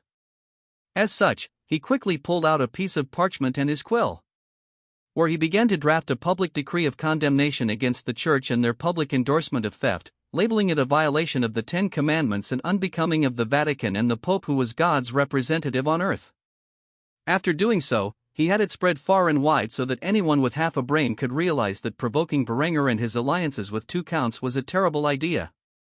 Ultimately, this decision would help lead to the German schism with the Catholic Church, which was on the horizon. Word eventually reached Berenger of the papacy's ploy to have him removed from power by the Teutonic Order and to place his brother Lambert in control after the region had been annexed. After all, Ludolf had immediately contacted Berenger's burgeoning spy network in Innsbruck and had them send word to Kufstein about such a conspiracy. Berenger knew that sparing his brother would come back to bite him in the ass, but for the sake of his mother, he had done so. A decision which he deeply regretted at this point. The Teutonic Order was no small force, and with his current armies, he had little chance of defeating them, as such had no choice but to boost his recruitment efforts for his militia. Ultimately, he had decided to incorporate the militia and the professional army directly under his father's command into a united unit, and train them appropriately. As far as his father's forces when he was called off to war were concerned, Berenger would hire a group of mercenaries to fight alongside the Viscount. Aside from completing his artillery battalion and raising a larger group of cuirassiers, Berenger had done little in recruitment. However, with access to double the population he once had, he now knew that he had to begin using the barony of Kitzbühel and its large population to fill his ranks. But first, he had to make one innovation which he had revised after the successful campaign against Kitzbühel. As such, Berenger once more visited Ludwig's office with a new set of blueprints in hand. When he arrived, the old man was quick to greet his lord. "My lord, I was not expecting your visit. Is there anything I can help you with?" Berenger did not say a word and merely laid the designs he had drafted on the table for Ludwig to see. It was a new sword design, based entirely on the 1788 British heavy cavalry sword from his past life. If there was one thing that the conflict with Kitzbühel taught him, it is that the single-edged design of the Dusak was less effective against the heavily armored forces of the late medieval period. As such, he had to rethink the swords used by his cuirassiers, and searching through his memory, he found this gem. The blade of the sword was 38 inches in length and had a full edge on one side, with a half edge on the upper half of the other side. It was a weird mixture of a backsword and a broadsword, allowing for efficient cuts and thrusts and some more obscure attacks like the reverse slash. The hilt was almost like a basket hilt, but not quite with a completely symmetrical guard that covered the entire hand. There was just enough space to allow for the full rotation of the wrist, making it both incredibly versatile and ambidextrous. The blade was more than tapered enough to get through the gaps in medieval plate armor, and as such, was the superior weapon for his cavalry forces. Luckily his cuirassiers were little in number, and as such, he had not heavily invested into their Dusaks. Even Ludwig was impressed by the design and asked about Berenger's intentions. "This is?" Berenger grinned with pride as he clasped Ludwig's shoulder. "The new sword for my cuirassiers." As Ludwig could not help but sigh every time Berenger visited him, it was either for drinks or to produce new designs. Though he had more than enough manpower to do such a thing, especially with the mass implementation of water-powered technology like the trip hammer, it just meant more work on his platter. He was already swamped with all of the production lines he was currently overseeing. After realizing he was merely switching the production of the Dusaks to these cavalry swords, he felt as if it really was not as big as a deal as he was making it and thus could not help but accept it. "All right, I'll see it done. It is a mighty fine blade after all." Berenger slapped Ludwig on the back before complimenting him. "You always know how to make me happy, Ludwig. How about we go out for drinks tonight at the tavern?" Ludwig could not help but smile. "Sure, I'll be there." Afterward, Berenger left him behind and went to his paper factory, where he encountered the men hard at work. The head of the factory quickly greeted him. "My lord, it is an honor to have you here." Berenger was used to the man's overenthusiastic attitude at this point and quickly cut to the chase. "I need some recruitment flyers for the militia made. Here is the basic design." As such, Berenger handed the man a recruitment flyer that he had personally designed and left the rest up his factory and the many printing presses they had within it. The foreman quickly responded to Berenger's request. "I will have it done, my lord." With that, his spy network would spread his recruitment flyers across Kufstein and Kitzbühel to act as a means to recruit many volunteers. He would not come to realize how effective his propaganda would be until later than the month when the number of recruits willing to join the militia raised significantly. After all, the people of Kitzbühel were well aware of how effective his forces were, and now that Berenger ruled over them in his father's name, much more disillusioned youth were more than happy to join such an elite force. Soon enough, his armies would be substantially larger, a force that a mere viscount would not normally have under his command. Thus Berenger's militia would soon drastically increase in size. By the time the Teutonic Order invaded his domain, they would be met with a rude awakening. As such, Berenger spent the rest of his day continuing on his daily tasks of overseeing the many aspects in which he was entrusted as regent of Kufstein. He seriously began to wonder if his father was still alive. It had been quite some time since the old man went into seclusion, and though Berenger was happy that he was finally able to accomplish so much, he was apprehensive about his father's health. As such, he vowed that he would take some time on the following day to check up on the old man and try to cheer him up. After all, he had been far too busy to maintain his familial affairs as of late. Berenger awoke bright and early once more with his lover by his side. He could not help but smile at the shining of the dawn upon their gentle embrace. However, now was not the time to entertain his little pet. Instead, he quickly got out of bed and began his daily exercise. Today consisted of mainly cardio. As such, he went for his daily run before engaging in swordplay with Eckhard. By now, he was at least competent enough with the sword to survive in a fight on the battlefield. Today was not a sparring day. Instead, he drilled intensely, getting the proper movement of attacks and defensive positions ingrained into his muscle memory. After nearly 2 hours of learning swordsmanship, Berenger retired to the bath where he cleaned himself before visiting his parents' chambers. Berenger arrived at the door of his family's chambers, where he knocked upon it several times before his mother opened the door. She had a look of worry on her face as she glanced upon Berenger before dragging him into the room and shutting the door behind. Shocked by his mother's actions, Berenger could not help but question her motives. "Mother, what is going on?" Gisela did not say much and merely led Berenger to the bedside where his father was resting. It had been over a month since he last saw the man, and his condition had changed for the worse during this time. The old man truly looked as if he had aged 10 years, his hair, which was starting to gray in the past, had greatly progressed in that matter, and his face was gaunt with malnutrition adding to his age. Evidently, the man had been fasting heavily and repeatedly praying to the Lord for guidance. Yet, all such actions managed to achieve was deal a significant blow to his health. He now looked worse than Berenger did when he first arrived in this world. Berenger looked at his father with a great sense of guilt. If the old man was this bad after having exiled his son, then Berenger did not want to imagine his condition if Lambert had been executed for his crimes. As a dutiful son, Berenger took responsibility for this and approached Sieghard, lying in a state of depression on his bed. After grabbing hold of his hand, Berenger spoke to his father, informing him of some of the good news that had happened over the last month or so. "Father, I want to inform you that you are now a viscount. Due to a border conflict with Kitzbühel, I have successfully conquered them, forced Baron Guntram into your vassalage.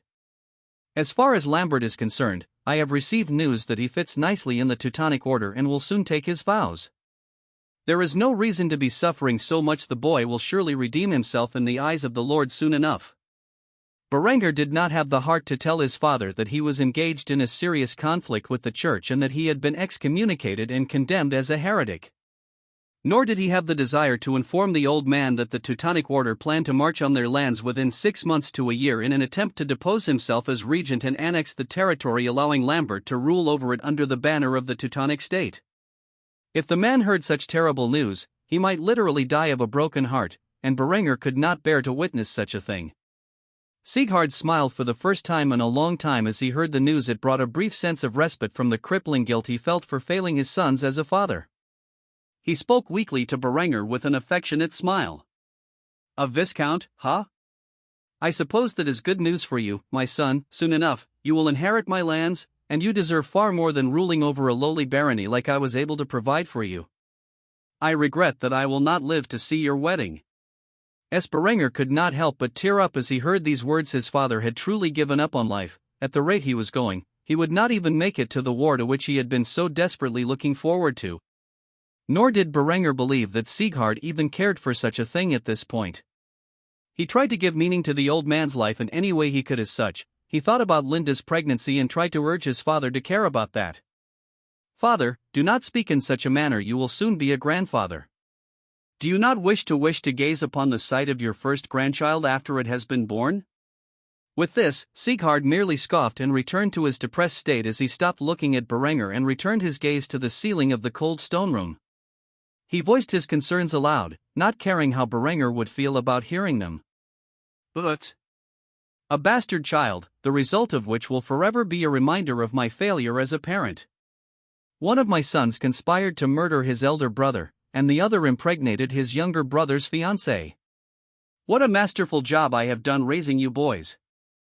Berenger's plan to cheer up his father had completely backfired so spectacularly that he had sent his father into a further state of depression. Berenger could understand his father's grievances with his relationship with Linda. At this point he was just happy that Sieghard was unaware of how his relationship with Linda came to be. If the old man was aware that it was the result of yet another plot against his life by Lambert, he might actually die on the spot. As such, the young regent could not help but sigh in response to his father's state. There was truly nothing he could do. He was not socially adept enough to properly comfort his father through his sense of overwhelming guilt and grief. His one attempt to do so had just managed to make his father feel worse about the whole situation. He may have just caused several weeks to be taken off his father's life. Berenger needed to find something that could give the old man some hope, and quickly. If not, he feared the Reaper would take his father from him far earlier than he should. Before leaving the room, Berenger expressed his empathy for his father while choking back the anger he felt at himself for being so socially inept when comforting others about serious issues. "Get well soon, father." With that said, Berenger departed from his father's room with a sense of defeat. He did not know how to fix this situation, and all that he could manage was to throw himself into his work to avoid the sense of despair that had begun to take hold of his heart as he thought about the hopelessness of his father's current state. After leaving his father's quarters, Berenger returned to the dining room where he ate breakfast once more. Linda and Henrietta were at the table, however. This time, the two girls were far more cordial with one another. Berenger did not know what Linda had said to Henrietta, but they appeared to be on better terms than before at the very least. The little girl no longer seemed to pin the blame of Lambert's exile on Linda.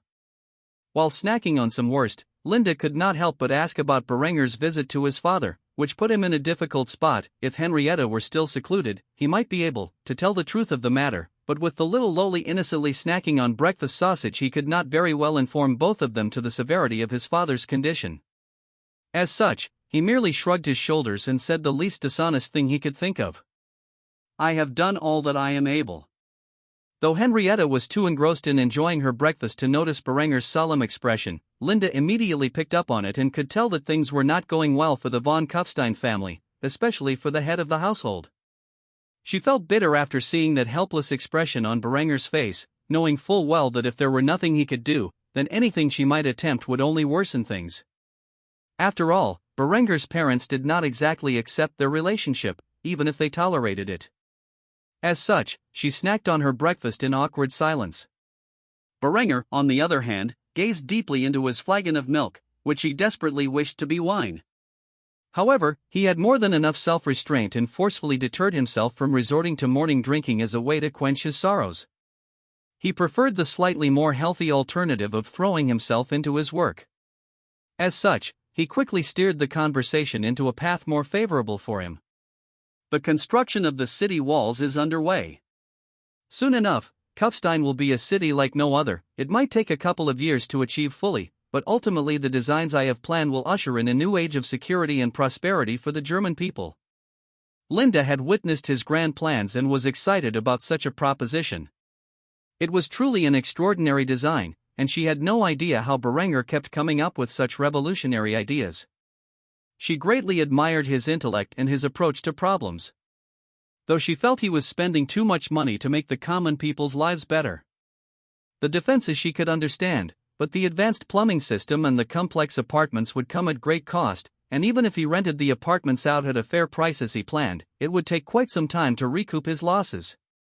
As a woman who grew up in the privileged family of the higher nobility and was greatly spoiled in her formative years, some things like snobbery were hardwired into her DNA.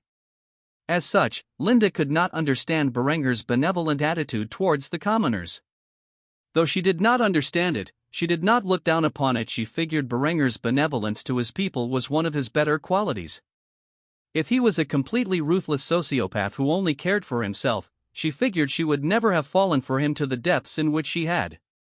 Knowing that her lover's plans were progressing well made Linda feel happy, even if she felt he was spending too much money on the happiness of the commoners, as she smiled and congratulated Berenger on the current success of his grand infrastructure initiative.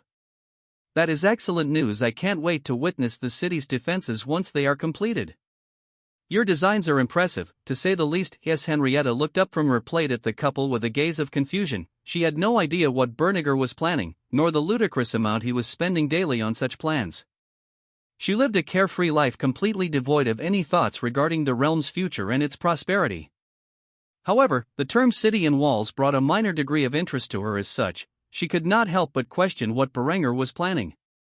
Her azure eyes twinkled with excitement as she questioned her big brother about his supposed plans. "What city? Walls? What are you talking about?" Berenger could not help but smile at the innocent look on his little sister's face. It greatly calmed his nerves about the issues with his father's rapidly deteriorating health. As such, he decided to spoil the girl with information about his extravagant project. "I'm currently transforming the town into a full-fledged city. With the increase in urbanization, a lot of the locals live in horrible conditions. As such, I have plans to alleviate those concerns and build a strong defensive barrier around the city." As though Henrietta did not understand half of the words Berenger had used, She felt as if it was something extraordinary. As such, she smiled and congratulated Berenger on his progress. "Good job," she said while raising her thumb in approval. Though she would later come to realize just how effective Berenger's plans were, it would not be for some time before she came to such a conclusion. For now, the little girl merely enjoyed her food as Berenger and Linda continued their discussion about topics that bored her. After finishing her meal, Henrietta looked up at Berenger with a cute expression. Considering he was now sitting at the head of the table, it would be considered rude to run off without his permission. "Big brother, may I please be excused?"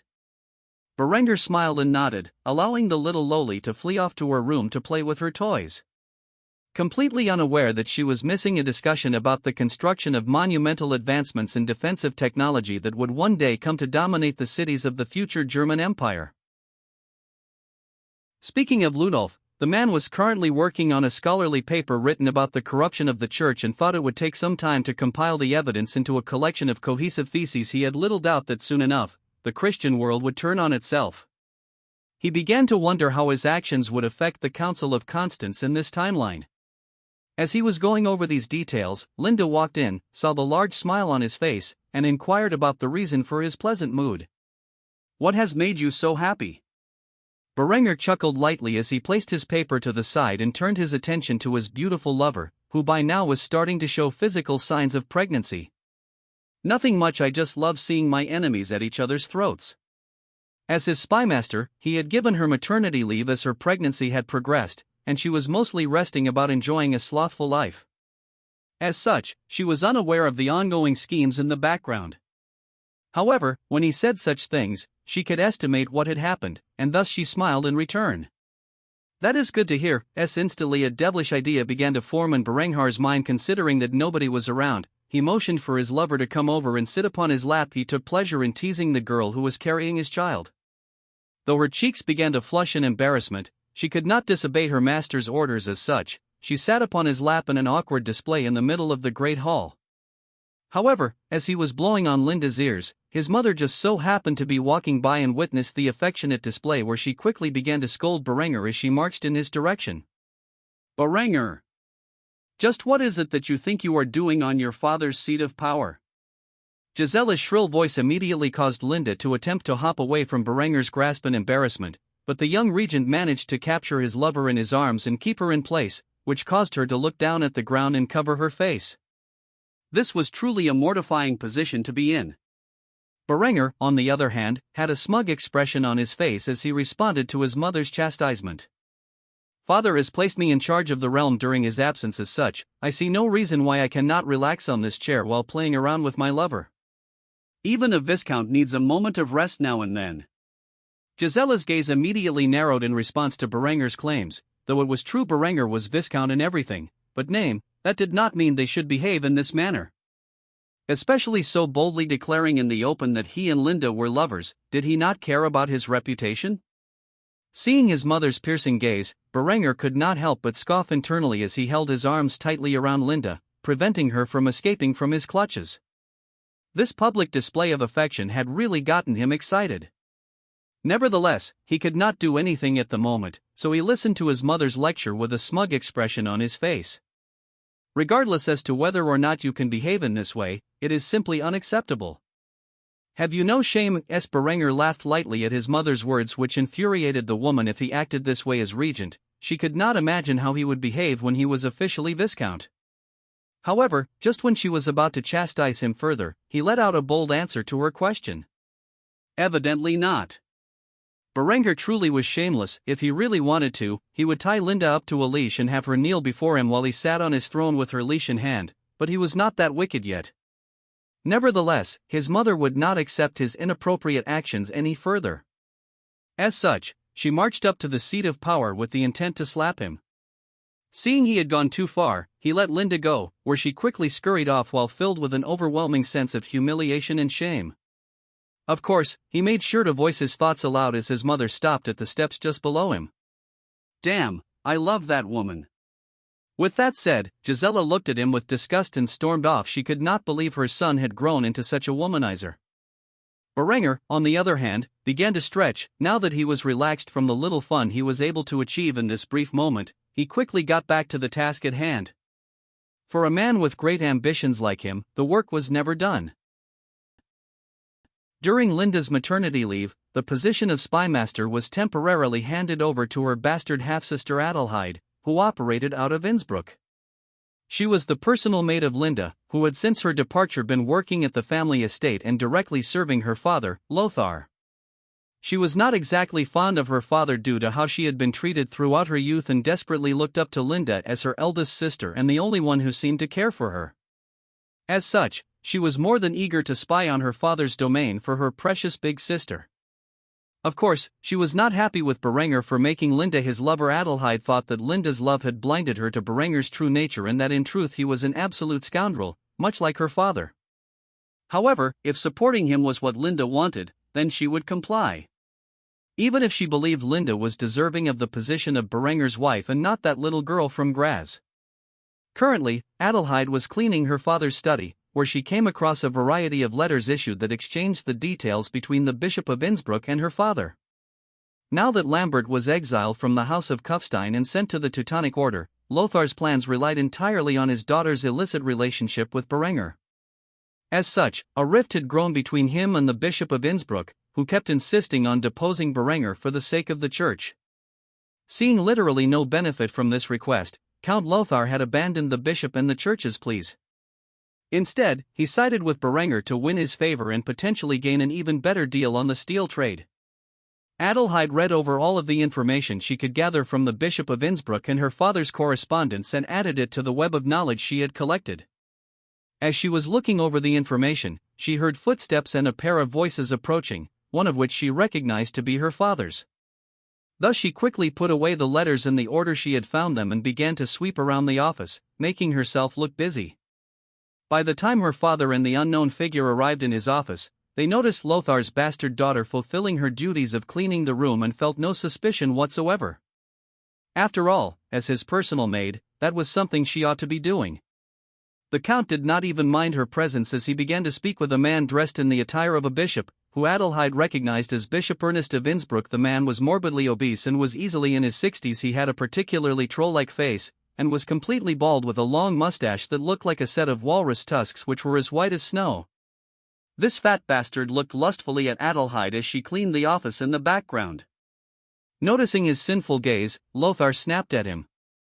"Don't even think about it." Considering the fat old man was here to negotiate with the Count of Tyrol about withdrawing his support for Berenger, the man snarled but ultimately retracted his gaze before speaking to Lothar in an obviously fake polite tone. "Count Lothar, I'm sure you are aware that by supporting a condemned heretic like Berenger, your very soul is at risk of sharing that same fate as his."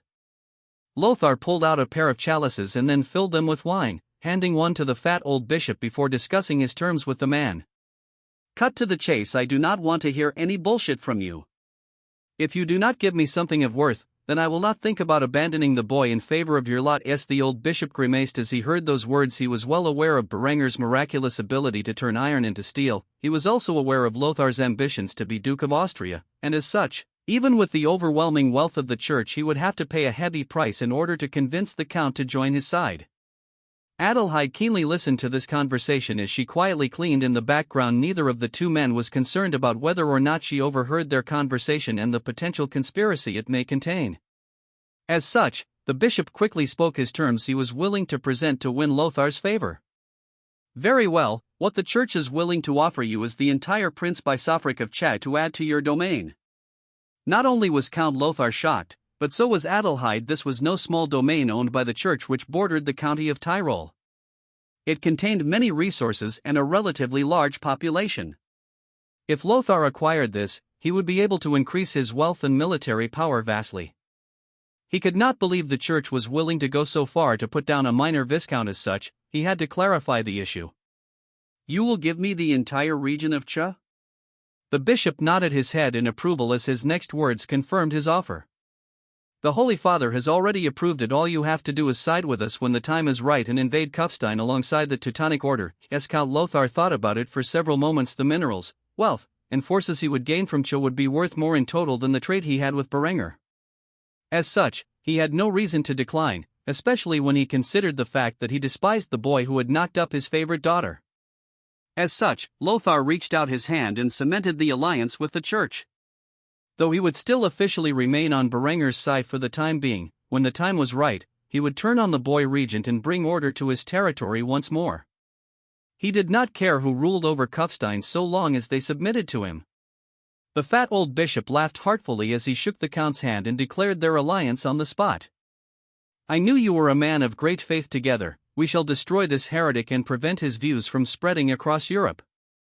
He has already caused more damage to the faithful than you may realize." The truth of the matter was, with the scandal the Vatican had found itself in over the matter of publicly endorsing the seizing of Berenger's assets and the letter of rebuttal the two counts had made against them, Berenger's popularity was rising among the German nobility, and his views were currently being spread in his propaganda. It would not be long before this heresy, in which the Church had officially deemed the Berenger heresy, spread to every corner of the German world. At that time, the Church would lose significant power, and as such, they were willing to give up such a huge chunk of land to get rid of Berenger as quickly as possible. After all, they did not want the Teutonic Knights to have to face Count Lothar's forces, nor did they wish to engage in an entire crusade just to put down this growing heresy. Overhearing this grave threat to Berenger, and more importantly, her dearest sister, Adelheid, was more than happy to report this news to Linda at the first opportunity available. As such, after witnessing this despicable alliance being formed, she used the first chance she got to leave the office and write a letter to Linda informing her about the threats that had begun to manifest within Innsbruck. Linda sat in her quarters within the castle of Kufstein. She received a letter which was written from her sister. In this letter, it described the scene in which Adelheid had witnessed and their father's treachery. The girl twirled a strand of her strawberry blonde hair in boredom as she read the words. She suspected sooner or later her father would betray her lover. It was only a matter of time before the Church offered him something he could not refuse. After reading the words the letter contained, Linda burned it before leaving her room, seeking out Berenger to inform him of the crucial issue at hand. Before long, she found Berenger in his father's study reviewing the ledgers on his grand infrastructure initiative. When Linda arrived in the study with a worried expression, he could guess that her sister had reported some troublesome news, and as such, he immediately inquired about the details. "Well, don't keep me waiting." Linda immediately shut the door behind her and informed Berenger of the matters reported to her. "The Bishop of Innsbruck has promised my father the Prince Bisofrikovich so long as he aids in the invasion of your realm when the time comes. He has accepted these terms, and thus in doing so, betrayed you." Berenger contemplated what this meant for a few moments. The Teutonic Order was sure to send a large army to enter his lands, but with the Count of Tyrol, on the other hand, would at best send a small punitive task force. He had greater ambitions than to gain the city of Cha, and by the time the Teutonic Order could muster a force to attack Kufstein, the kingdom would either be on the brink of civil war or fully engaged in it. This truly did not change Berenger's plans all that much. In fact, this could be considered a blessing in disguise. By betraying Berenger and the alliance they had formed, Count Lothar was giving him a justifiable reason to invade his territory. As such, Berenger decided at that moment on his plans to usurp the county of Tyrol from Linda's father. A wicked grin spread across his face as he thought of such things, confusing Linda as that was not the reaction she was anticipating, forcing her to ask why he was behaving so oddly. "Why the hell are you smiling? Isn't this a serious matter?" Berenger could not help but further smile at Linda's response, but ultimately he decided to inform her of the changes to his plans. "Actually, quite the contrary, this is wonderful news." Linda looked at her lover and master as if he were a lunatic before expressing her doubts. How could this possibly be considered wonderful news? Berenger got up from his seat and approached Linda, where he began to rub her shoulders as he explained the depths of his plots. "Your father will at most send a few hundred men to honor the alliance with the Church. The reason being is that he can't afford to lose many men here in Kufstein. He has already threatened me once, and I easily repelled the bluff by addressing this point. The safety of Kufstein will be secured either way. On the contrary, this gives me a justified reason to march on Innsbruck and usurp his title when he is off at war trying to usurp the duchy." Linda's gaze shifted from one of looking at a madman to looking at a genius. She struggled to believe Berenger came up with such a diabolical scheme directly after hearing about the news she thought was disastrous. This was why he was the man she had chosen, gentle but firm to his loved ones while being utterly ruthless to his enemies as a true man should be. At this point, Linda had no allegiance to her father, and if Count Lothar realized that his precious daughter had completely turned on him, he would do his damn to personally flay Berenger for warping her mind to such a degree. Berenger no longer questioned her loyalty. She had proven herself to be absolutely obedient to him on many occasions. As such, he merely hugged his favorite pet from behind and stroked her hair. However, it was not long before he heard a knock on the door interrupting his fun. As such, Berenger ceased his activities and answered the door, where he saw the figure of Eckhard. The man immediately realized he was interrupted something by the cold gaze of Berenger, and the flushed expression on Linda's cheeks. However, since he was already here, he decided to attempt to give his report. "My lord, may I have a minute?"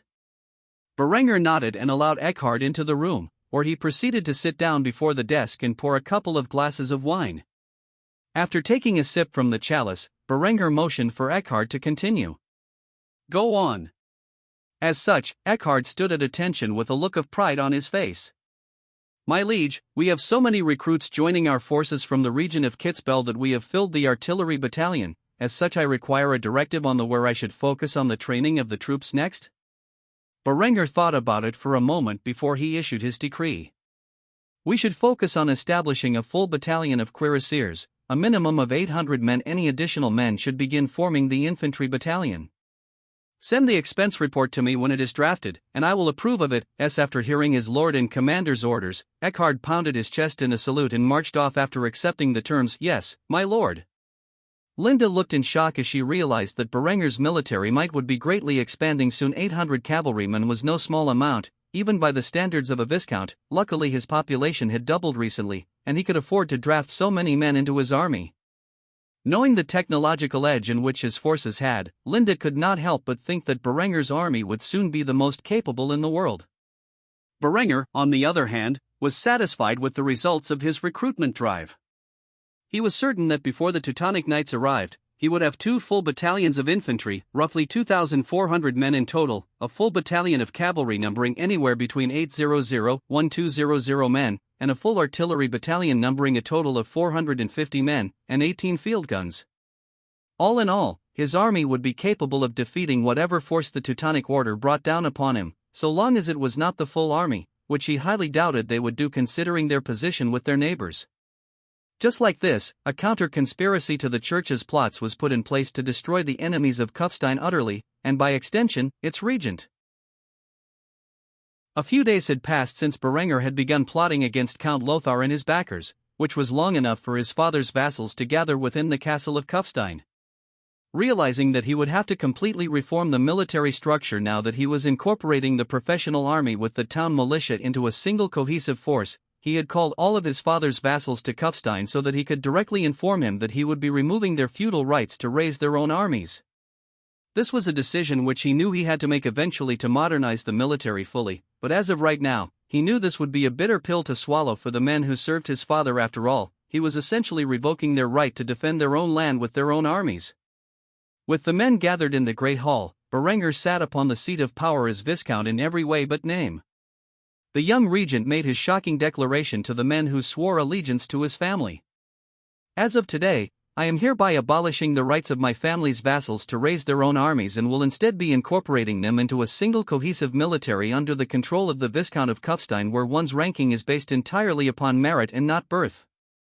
With this said, the room resounded with the protests of dozens of minor lords and knights. The knights were especially outraged with this decree, as by doing away with the feudal traditions of the military, Berenger was essentially depriving them of their purpose in life. Despite the fury of the noblemen, they kept themselves well behaved due to the fact that Berenger was flanked by his elite guard, who had been formed from the ranks of his greatest grenadiers. They were prepared for any act of rebellion against their lord and commander, and as such, viciously stared down the unruly mob of gentlemen. Eventually, Berenger slammed his fist upon his armrest, which instantly quieted the room before he began to speak further. "I have invited every one of you here personally to inform you of this decision and to address any concerns you may have. As such, you are free to voice them one at a time in a civil manner." An old knight was the first to approach Berenger and voice his concerns. "I am a knight, like my father before me, and his father before him. What am I supposed to do now that I can no longer fight for my lord?"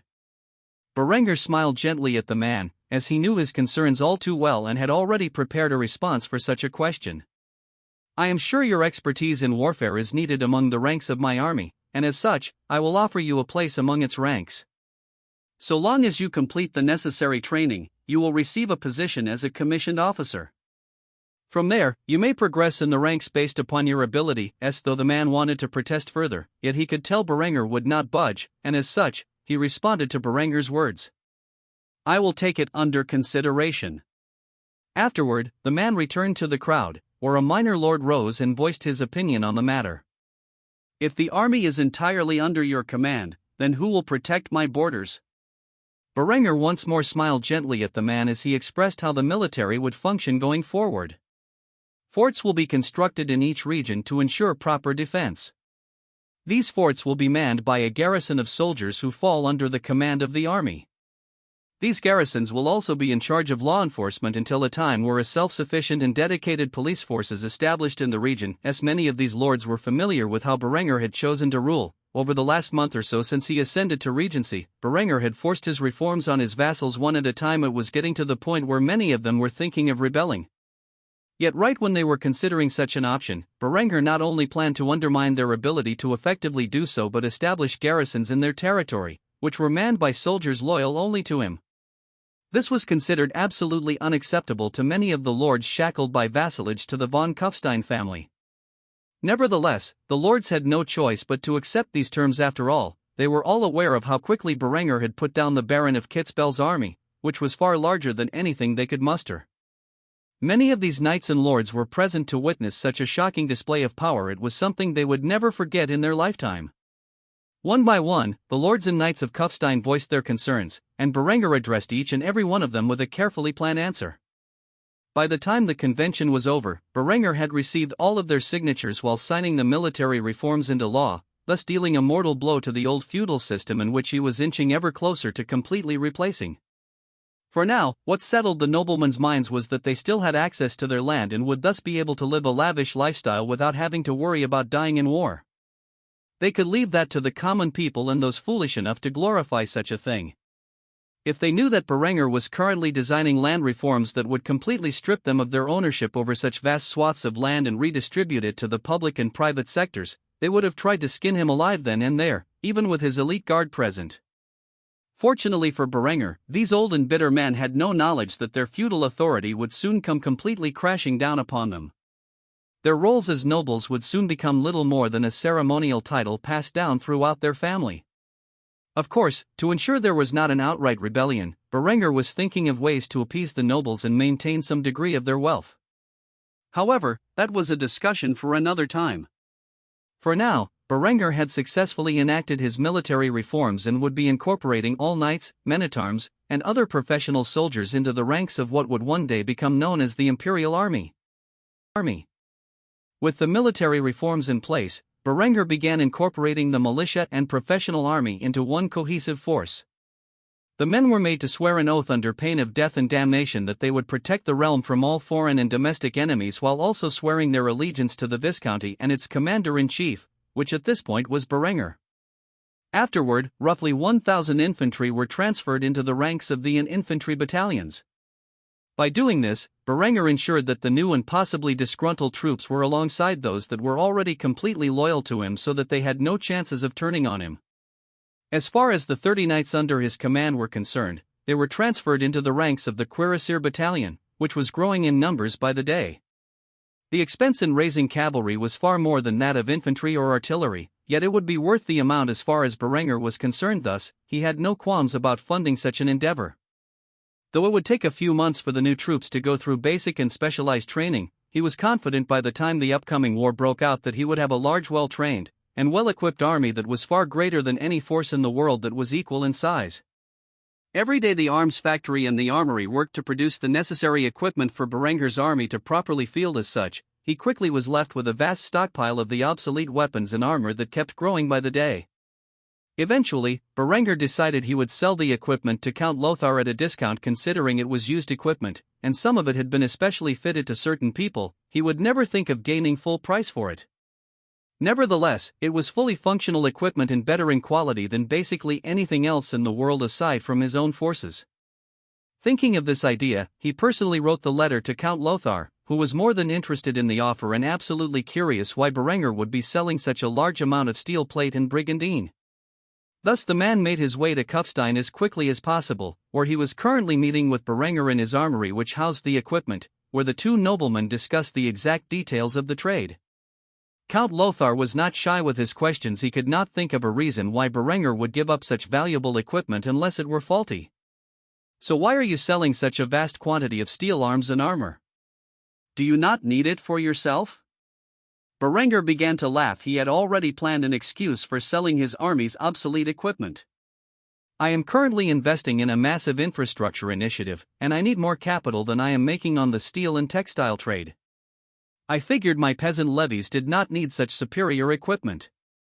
Thus I decided to sell it and equip them with a much cheaper design of the armor. Yes, Lothar did not even think twice about this answer. It was entirely reasonable, especially since Berenger said this equipment was used to outfit peasant levies. The armorers that Lothar had brought with him began inspecting every piece of equipment to determine if it would hold up. The equipment had only ever seen one battle, and most of the men were completely untouched in that battle. As such, it was in fantastic condition. While his men were inspecting the equipment, Lothar began discussing terms on the sale of such a vast amount of high-quality arms and armor. Everything except for the pikes used in the previous battle was for sale. If my armoires confirm the quality of the equipment, then I would be more than happy to purchase the goods off of your hands. However, because it is used, and much of it will require refitting, I cannot offer you full price for the lot. Considering the equipment was almost entirely brigandine, with steel helmets, and a small number of steel vambraces and greaves which were thrown into the mix, the value was quite substantial, as the manufacture of such a mass amount of equipment was unheard of at this time. As such, Count Lothar threw out an enticing offer. I will pay 10 guldens per set of armor as well as a matching weapon. The gulden was a gold coin in use for currency, and when considering the price of a steel breastplate by itself was worth a little over 4 guldens brand new, as well as the fact that this was mostly used brigandine, it was a fair price. However, Berenger would milk Count Lothar for every piece of the equipment's worth and immediately countered his offer with a higher figure. 15. Count Lothar frowned at this number and countered-offered with a new figure. 12. Berenger shook his head and negotiated with his final offer while wearing a smug smile on his face. 13. And I'll cover transportation. If you don't accept, I'm sure the Count of Steiermark would be happy to have such fine equipment for his armies. Berenger had struck a nerve with Count Lothar. After all, the man was well aware that Count Otto was a loyalist to the main Habsburg line and someone he considered to be a future enemy. If Berenger sold his equipment to that man, then it would surely make things difficult for him. After all, with this equipment, it would greatly diminish his need to buy raw steel and manufacture it himself. After careful deliberation, Count Lothar had no choice to accept and cursed at Berenger. Damn it! All right, I accept your terms. However, although they shook hands and smiled at one another, Lothar was secretly thinking within his mind. What an idiot, he has no idea the danger that is approaching, and he just sold such valuable equipment to his enemy, leaving his armies in a poor state. The Teutonic Order should be able to wipe his army with ease. Lothar had no way of knowing that this armor he was being sold, which he thought was the pinnacle of equipment in Europe right now, and possibly the world, was already considered obsolete in Berenger's mind, and that the young regent was already in the process of replacing it with better equipment for his forces to use. Berenger smiled with an arrogant expression as he was all too aware of what Lothar was thinking and could not wait to see the look on his face when his forces were torn asunder by the thunder of Berenger's guns. With this first step, Berenger had entered the arms trade and made a massive profit of a whopping 13,000 guldens or close to it. He would use some of this profit to invest in the arms trade, where he would begin to supply all factions of the upcoming civil war, from which he would profit significantly. Only for the factions who bought his equipment to come to the horrific realization that against the might of the flintlock muskets and 12-pound cannons of Berenger's army, the equipment they had been sold was completely and utterly useless. Ludolf had been hard at work on his academic refutation of the Church's corruption and abuse of power. So much so that his manifesto had grown even larger than Martin Luther's from Berenger's previous life. After collecting evidence of the Church's sins and its wrongful attempts to dominate secular affairs, Ludolf compiled it together in a well-written thesis completely disputing the Church and its insidious actions. He had spent nearly a month gathering what he needed in an attempt to reform the Church for the better. Now that he had finished writing his paper, the priest brought it to Berenger's attention for review and possible alterations. Berenger smiled as he read through the manifesto, which spoke many of his ideals, and unlike Luther, he spent a large amount of time focusing on the necessity for church and state. From an academic standpoint, the work was solid. From a theological standpoint, it was brilliant. After reading through the whole thing, Berenger placed down the paper and looked at Ludolf, who had been silently waiting in patience for Berenger to finish it as he sat upon the seat of power in Kufstein. After placing down the manifesto with great care, he approached Ludolf and patted the man on the shoulders. "My friend, it is a work of brilliance. I am truly inspired after reading it. This must be distributed across the German-speaking regions in Europe as a whole. With my press, it can be mass-produced much like the Bibles we have been distributing and spread to the hands of true believers everywhere." Ludolf smiled greatly upon hearing the massive praise he received. He too agreed that the work needed to be spread as such. He did not hesitate to agree to Berenger's suggestion of mass-producing and distributing it across the German-speaking regions of the world. "Thank you, Berenger. I must say I would never have walked this path without your guidance. It is truly an honor to be your friend." Berenger grabbed the paper and placed it in Ludolf's hands before complimenting the man further. "The pleasure is all mine. Now shall we head to the press and begin the process?" Ludolf nodded and agreed to Berenger's request once more, and as such, Berenger and Ludolf marched down to the press, which was now located within its own factory run by his propaganda department. Berenger's elite guards flanked the two men as they did so. Despite being in the safety of Kufstein, Berenger had made many enemies, and he could never be too careful when it came to his safety. The average citizens looked upon the men as they marched into the city under construction and into the industrial district where they entered the press, where the foreman was more than happy to greet them. As always, the man was a bootlicker and showered Berenger and his guest in compliments upon arrival. "My lord, it is an absolute pleasure to witness your immaculate visage enter the factory. Tell me, how can I help you on this glorious day?" Berenger could not help but sneer at the man's remarks. He was not the kind of man who desired to be around sycophants. Nevertheless, the man was good at his job, and as such, Berenger kept him in place. "I need a special production line dedicated to the mass production of this work. Can it be done?" The foreman once more put on the air as he continued to compliment Berenger, which ultimately looped right back around to a simple agreement. "Of course, my lord, for your benevolence, I can make anything possible. As you know, we have expanded operations quite successfully lately, and as such, we can easily afford to dedicate full-time production to this work." With that said, Berenger motioned for Ludolf to hand it over, after which the priest quickly did so. Berenger looked around the area and noticed that the security was lacking for this vital installation. As such, he looked over to the foreman and informed him of his decision. "I will attach a security detail around this facility around the clock. It looks like the garrison needs more forces." With the influx of recruits to his army, Berenger established a significant garrison in Kufstein whose full-time job would be to defend the region and act as internal security. Essentially, they would become the gendarmerie until he could establish a dedicated police force. After saying that, Berenger left while trying to ignore the exaggerated praise from the foreman, who could refrain himself from saying such flatteries. After Berenger and Ludolf returned to the castle, he pulled out a pair of goblets before filling them with wine and handing one to Ludolf before saying a toast. To the Reformation, may the church be purged of its corruption. The two men clinked glasses before taking a sip. Ludolf, of course, could not refrain from his excitement. "I truly do hope something comes of my work. I cannot sit idly by and allow the church to be blighted by the immoral bishops and cardinals who turn a blind eye to the teachings of Christ in pursuit of their greed." Berenger merely smiled and took a sip from his glass. He knew the possibility of the Catholic Church actually being reformed was very slim. What was most likely to happen from Ludolf's actions was the church splitting off and forming the Protestant movement. Though such an event would inevitably lead to chaos within the European sphere of influence, Berenger needed that chaos to transition the German world into a scientific and industrious way of thinking. As the two men celebrated their achievement, only Berenger was aware of how things would turn out. The future would be filled with endless blood and destruction due to these two men's actions. Yet, it would allow Berenger to build one of the mightiest empires in history. An achievement that would one day brand him as the father of the German nation. Among his many nicknames for which he would be known, this was the one of which he was most proud.